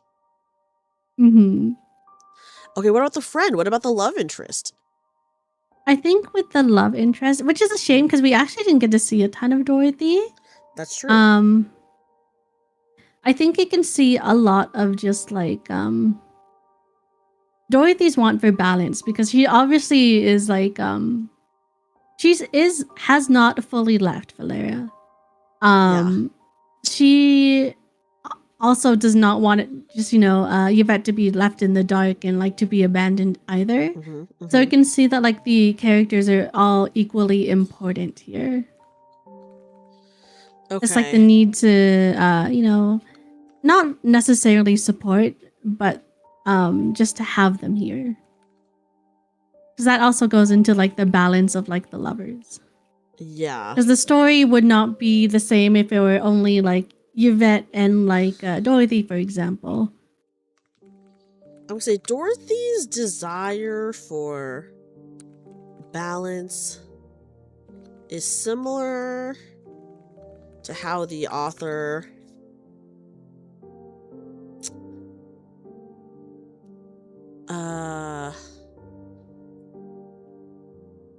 okay, I feel like, you know what okay, here's what I feel like.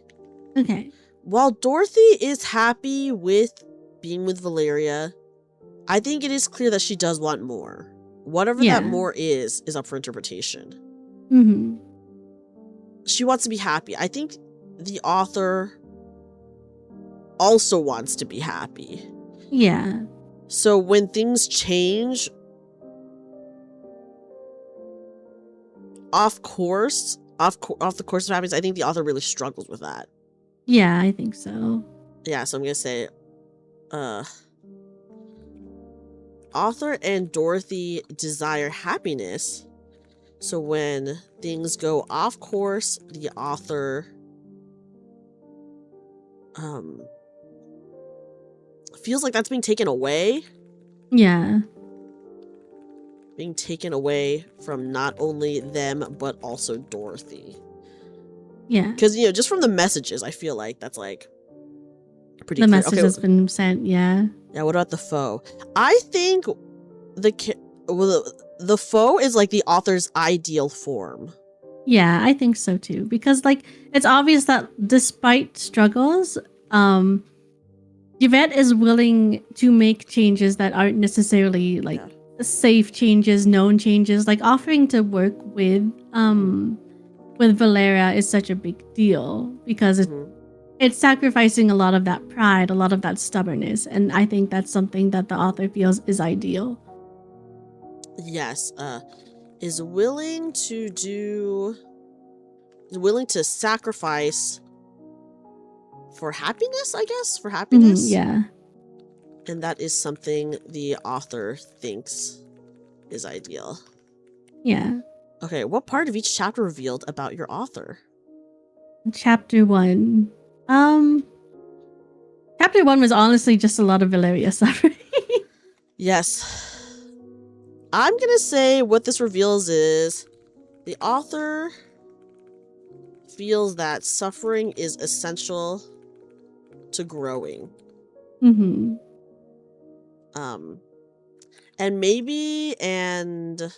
that some people are okay.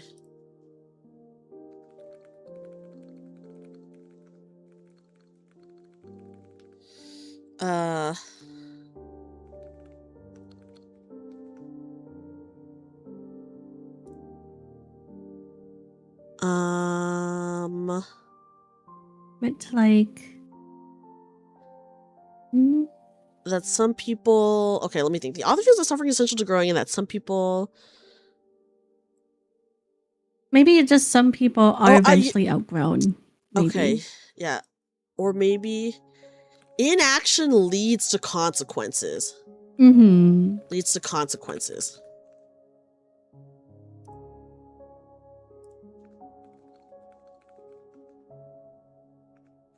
Okay. Inaction leads to consequences. And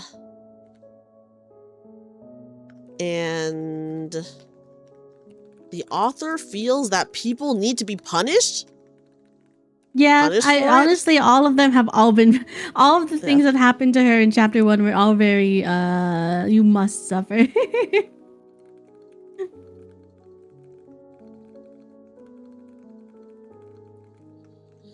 Okay, Chapter what about 2. chapter 2? Let's go back up to chapter Let's go 2. back up to yeah, the author does like punching people, that's true. So you're startled by recurring nightmares, you discover a body that's hauntingly familiar and you're mistaken for your foe. And then the message was the consequences of your actions are all your fault. I think it's like this is truly where like inaction does it's the same message as chapter 1, but I want to do something different. Maybe like the author feels like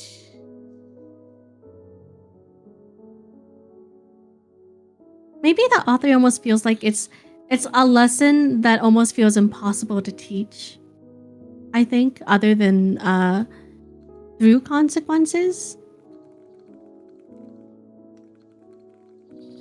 Okay, so instead of through consequences, what? That it's like feels like it's a lesson that's difficult to learn, maybe. Okay, and it might even be impossible, you know. Through through consequences, you can learn a lesson? You can, but it's difficult or like near impossible. But it's difficult or near impossible. So because I like to think that an event is almost like kind of like a pipe dream. Okay, I'm gonna say it's difficult or impossible, so maybe you should accept fate. Okay, chapter 3. What happens in chapter 3? Okay, that's where Valeria actually starts fighting back. Where they like slap a vet. They oh, I didn't write the summary for this one because I think this one was really short. Yeah, it was really short because it was just like gains her finances, but might lose Dorothy. Yeah. I think this is like maybe it's like late action is almost as bad as inaction. Okay. And there's times where having, doing something when it's already too late is like a lost cause, I think. Yeah. Author believes late action is as bad as no action. So the situation is already a lost cause. Okay. And what about chapter 4? Which is climax. The compromise is unattainable. There was the confession. Oh, sorry, a standoff, my bad. The standoff. And then you lose confidence that Dorothy will be yours. And I think ultimately here, it's just like, when your consequences, I think the most important message was hurting other people, right? Yeah. Sometimes things are just too late. Yeah, things are just too late. And continuing to thrash about only harms the people around you. Okay, yeah, sometimes it's too late to change things. It's too late to change things. And trying to do so will harm those around you. What did this story mean to the author? I think it was just like a cautionary tale. Is a cautionary tale on what happens when you get too settled in your ways and don't want to change or take risks to invest in your own happiness. Yeah. And I'm gonna say maybe something like the author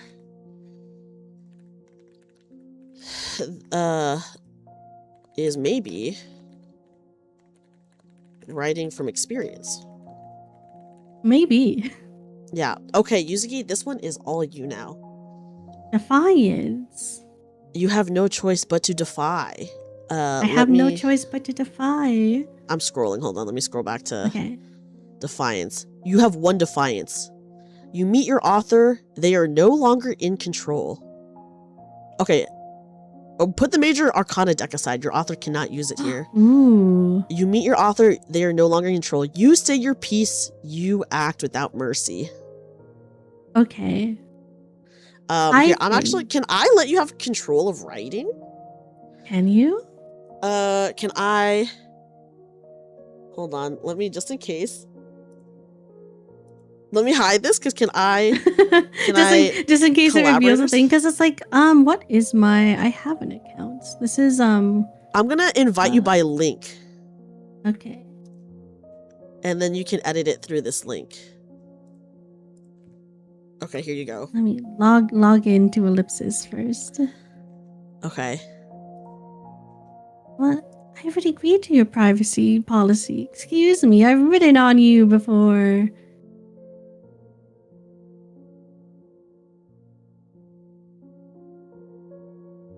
Okay, it's doing a little dance, so I'm waiting for it to load.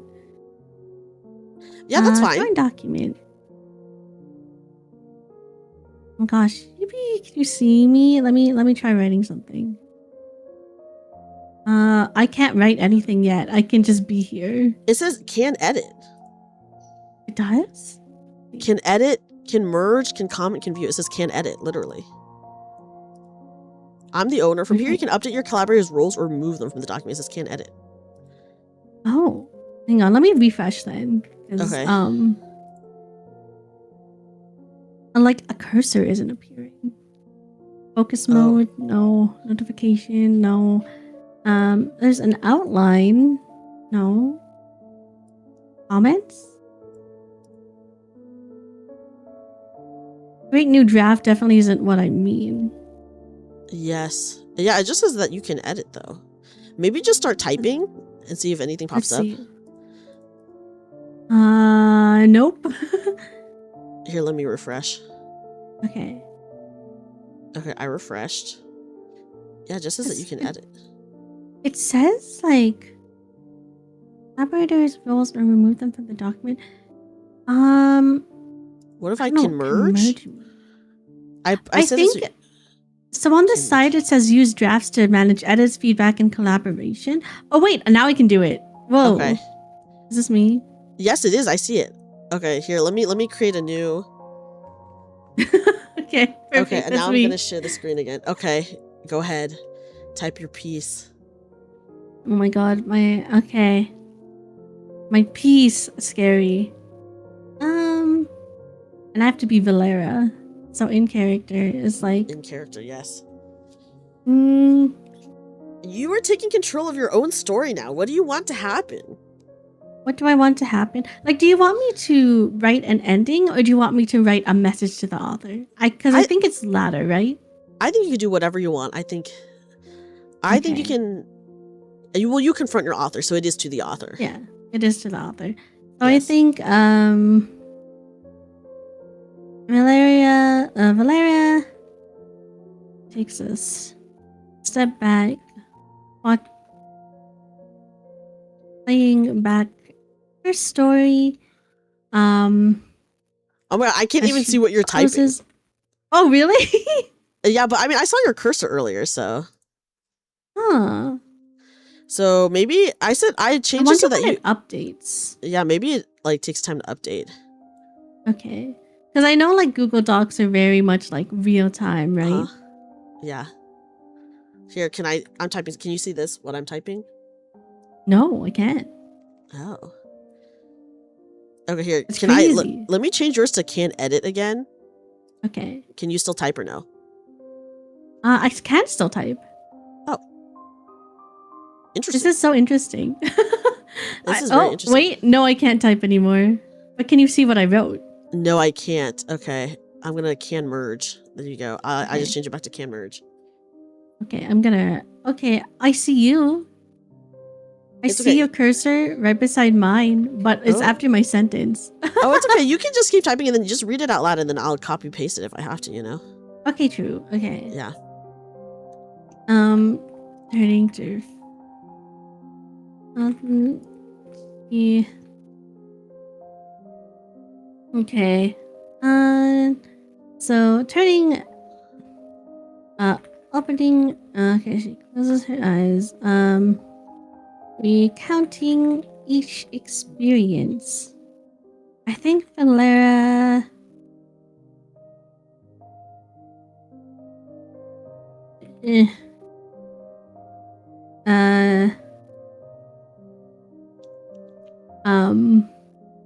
It's hard, right? It is hard. Can you use readers to grip their hands? What would she say? She would say something like, there is no such thing as being, unable to sync changes, learn more. Oh my god, what is it? Okay, I'm gonna copy this just in case it erases it, but it's okay. Yes. Let's see. Your latest edits have not reached our servers and may not be saved yet. Do not close or refresh until your work is synced. First, try to reconnect. Okay. How do you reconnect? Okay. Oh, I can see it now. Oh, yay! Okay, can you see that I highlighted it? Maybe it just needed a little bit to like think. Yeah, Valeria takes a step back. Playing back her story, she closes her eyes, recounting each experience. She grips her hands. Okay. Yes, okay.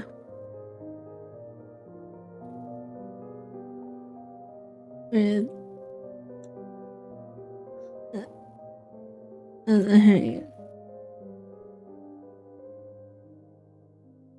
didn't you have the new face you brought in could be shamelessly happy? And Valera scowls. No, that's not how I scowl. Not with an R. Dude, it's so hard to type. It's so hard to type. Okay, I haven't lost and I won't lose. I will keep fighting. I will keep changing. And even if I don't get your happy ending, I will have something I fought for with my own two hands. Okay. And then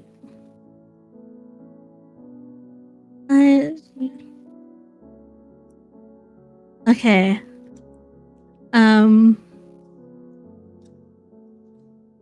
Until I say so. Whoa. And you know what? I will have what is mine no matter what you say. I know what who I am. And the Pembrokes never lose. Oh my goodness. I want her to be super defiant. Yeah. As she should be. I mean, the author has been ruining your life this whole time. Exactly.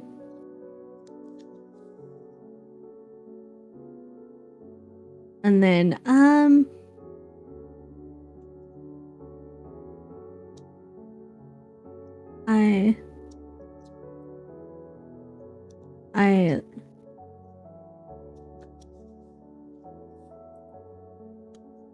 and you will watch.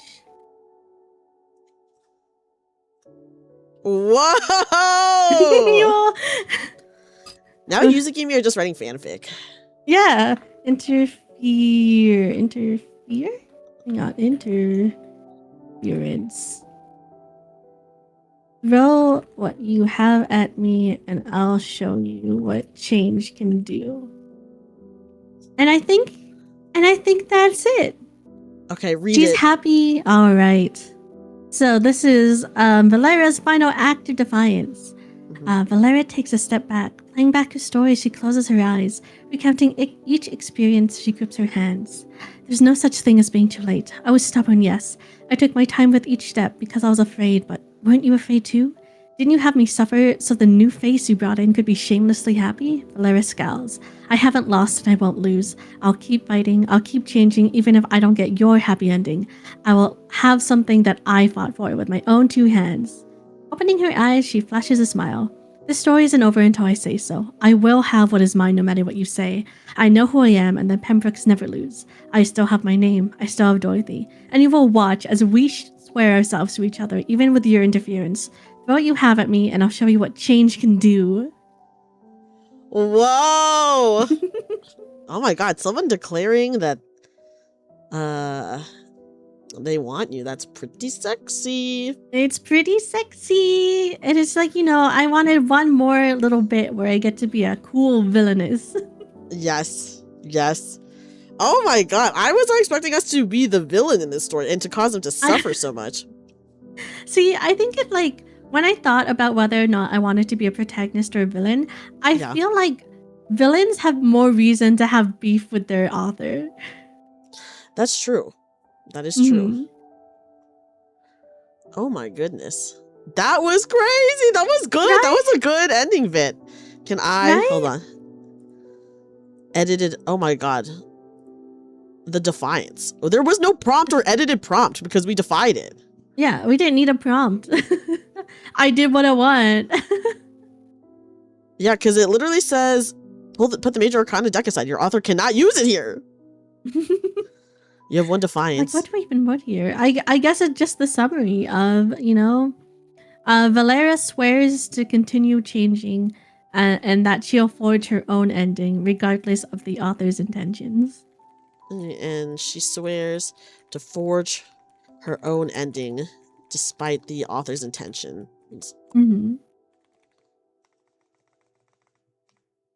I have to do a new line. Intentions. And guys, that was our playthrough of Death of the Author, which it did say it's only a 2 to 4 hour game. We did spend a lot of time in the opening scene. We did spend a long time, but I think we needed to. I was really setting it up. Oh my god. We were really setting it up. So yeah, the character defies. I mean, I guess you could choose to give in at the end. Yeah. You could be like, "Yep, this is my life." Yeah, this is my life now. But no, I want Valeria to have a spine and a backbone. She's gonna grow one even better than before. I know. Oh my gosh, what do you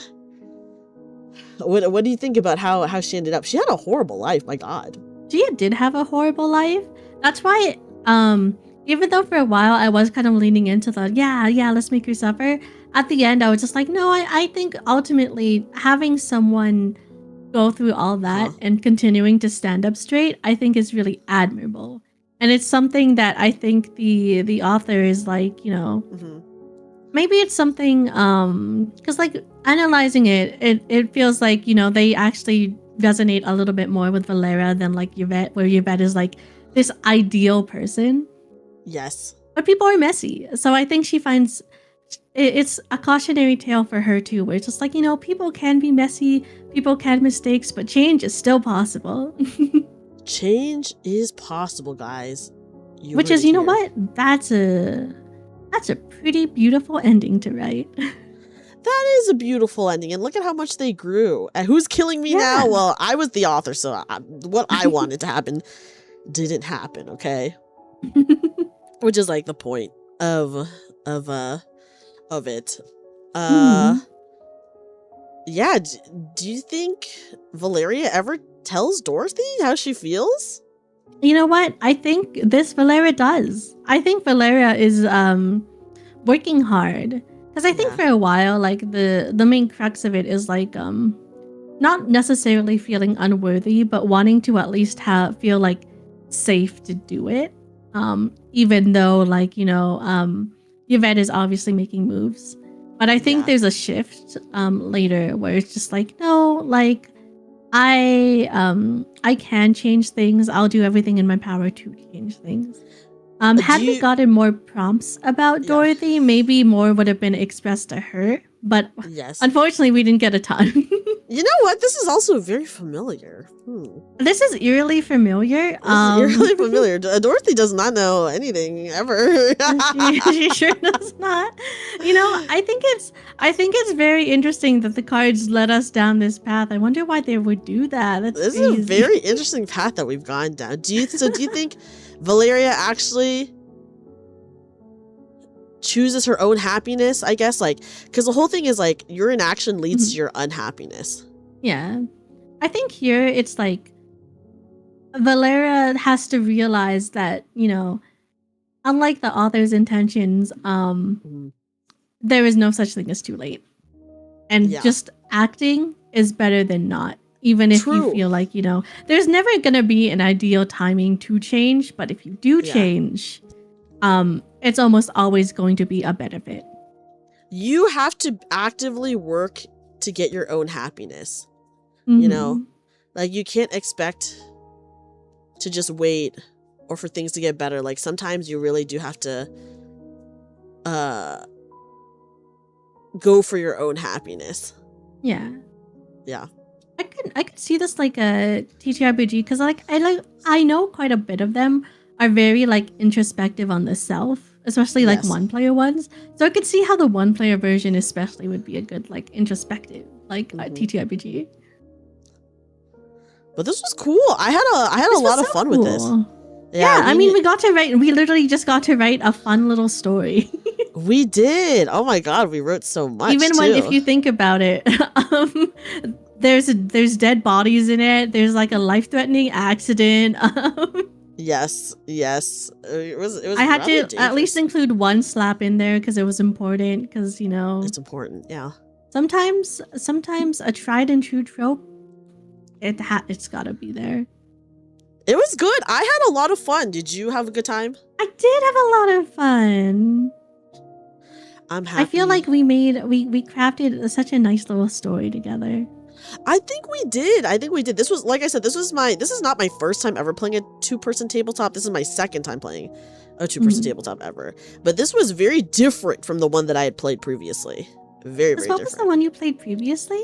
It was called Eyes on the Prize, where you were a fake couple trying to deceive people into thinking you were a real couple for whatever reasons, that you might have. So that's a very different vibe. It was very comedic versus this one was pretty dark. This one was pretty dark, and it's like, I think it's because we also went into it being like, this is kind of a cautionary tale. I really like what we ended up with. I know. I think it turned out really good, actually. Mm-hmm. And it's like now, if you ever want to look back on the TTRPG, you literally have a story, and also I like the little gameplay tracker too. I think it's nice. I do think it's nice. Mm-hmm. Yeah, like I have never done like a journaling tabletop before, like TTRPG, and I think this one is a journaling one. Yeah. Because I was like keeping in mind like Taylor's review of it, and it's like I could see so many different directions this game could go. Yes. And like even this is cheating a little bit, but like I was scrolling through the prompts, and some of them are so scary. We kind of got some of them. There was one where it's just like, oh, you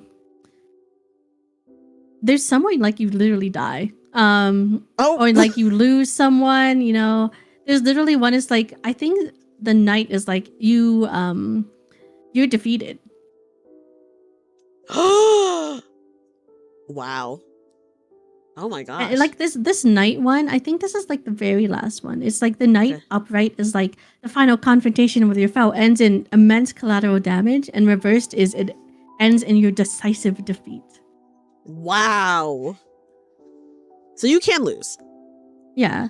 I feel like I timed my my reversal and defiances very, very well. You did good. Right? I thought you did good. I mean, I just wrote the story because I'm the evil author. And Yuzuki had to fight back against what I was saying. Well, imagine, right? Because like there's I screwed up even to like, when we were doing like the pentacles and it's like you have your sibling side where they die. The one literally above that is like you walk away from a fight with a death on your conscience.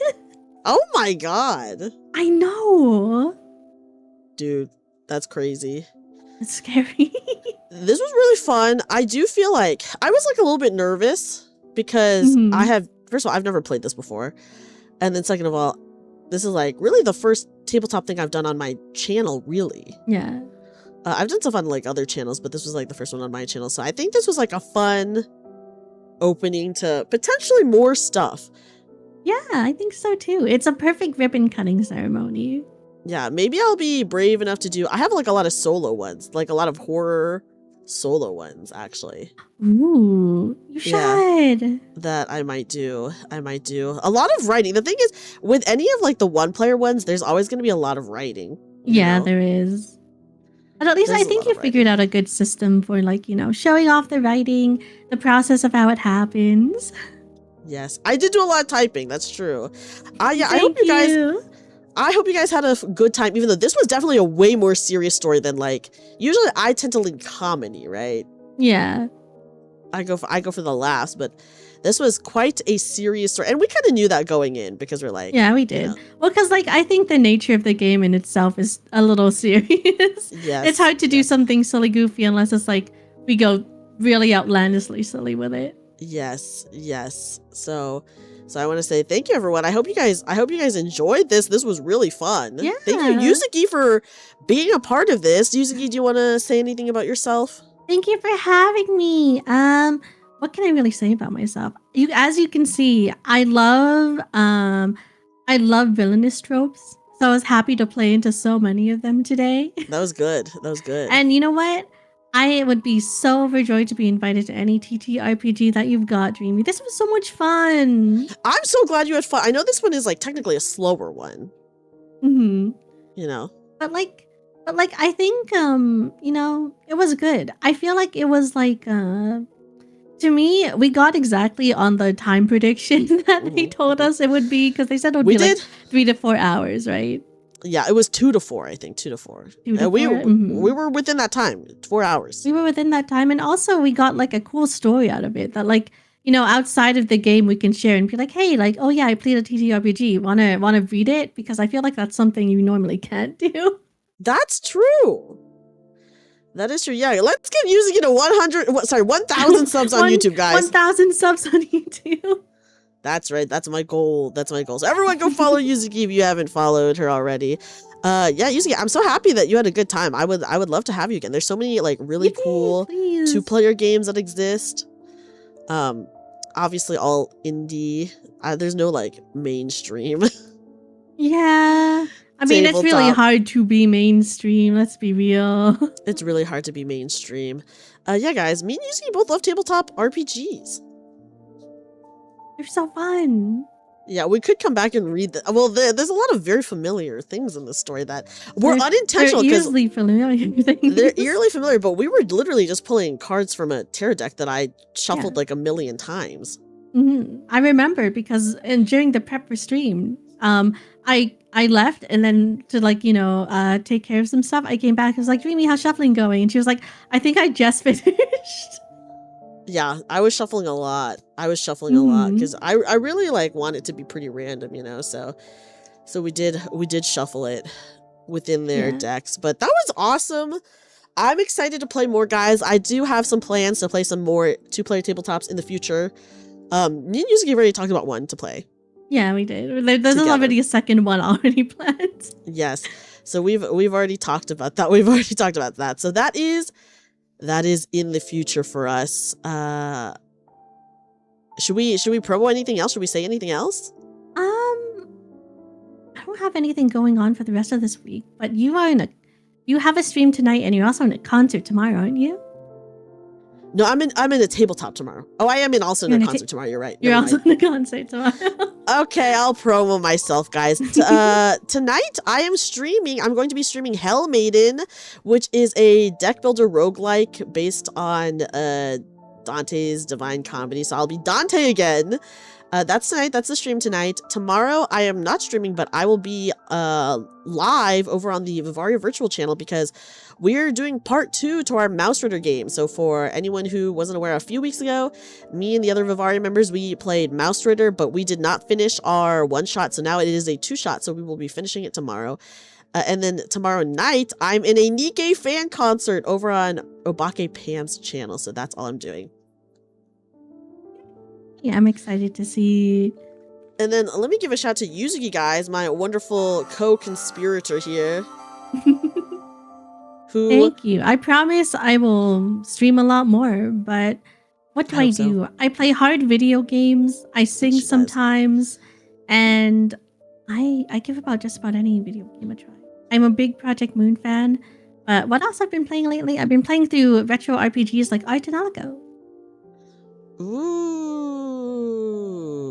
that's fun. I'm a big Art and Algo fan. That is fun. That is fun.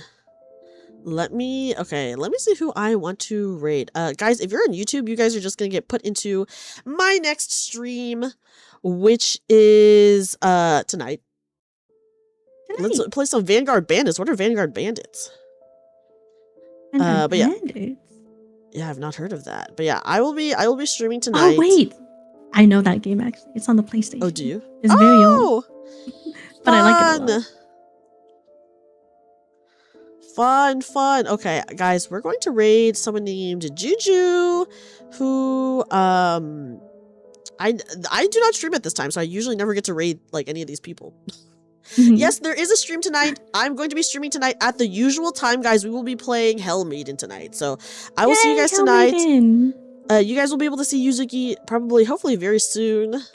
Hopefully very soon. Maybe tomorrow. We'll see. Yeah. I'm getting an internet upgrade actually. Whoa, that's crazy. Internet upgrade. Let's go. Yeah, guys, I hope you guys enjoyed this. If you guys want more tabletop comment, let me know. Or tabletop content, let me know. This was really fun. Hi, Lewis. We are actually just wrapping up stream. But I'll be... Lewis. Yeah, usual time equals post-nap. True. Guys, if you're not a sub, please use the first raid message. If you are a sub, use the second raid message. And then if you are on YouTube, you guys are just going to get put into my next waiting room, which will be for Hell Maiden tonight. But yeah, Yuzuki, any last words? Any final words? I love Dreamy too. I love Yuzuki. I hated being her enemy. I know. This is the first time in my life I've had to be an enemy against Dreamy, and I hated every moment of being We hated it. We never want to be enemies. Also, hi, Anon. Thank you so much for hanging out. I appreciate the lurk. I appreciate everyone for being here and lurking. Thank you so much, guys, for once again being a part of this. This was super fun. I'm excited to do more tabletop content. Maybe someday more mainstream stuff. Obviously right now, just a lot of indie stuff. But yeah, I appreciate it. Thank you so much, guys. I hope to see you guys tonight. I hope you guys check out Yuzuki. And I will, I guess I'll go to the ending soon screen. Bye, everyone. Bye, everyone. I hope you guys enjoy. Juju. Goodbye. Bye-bye.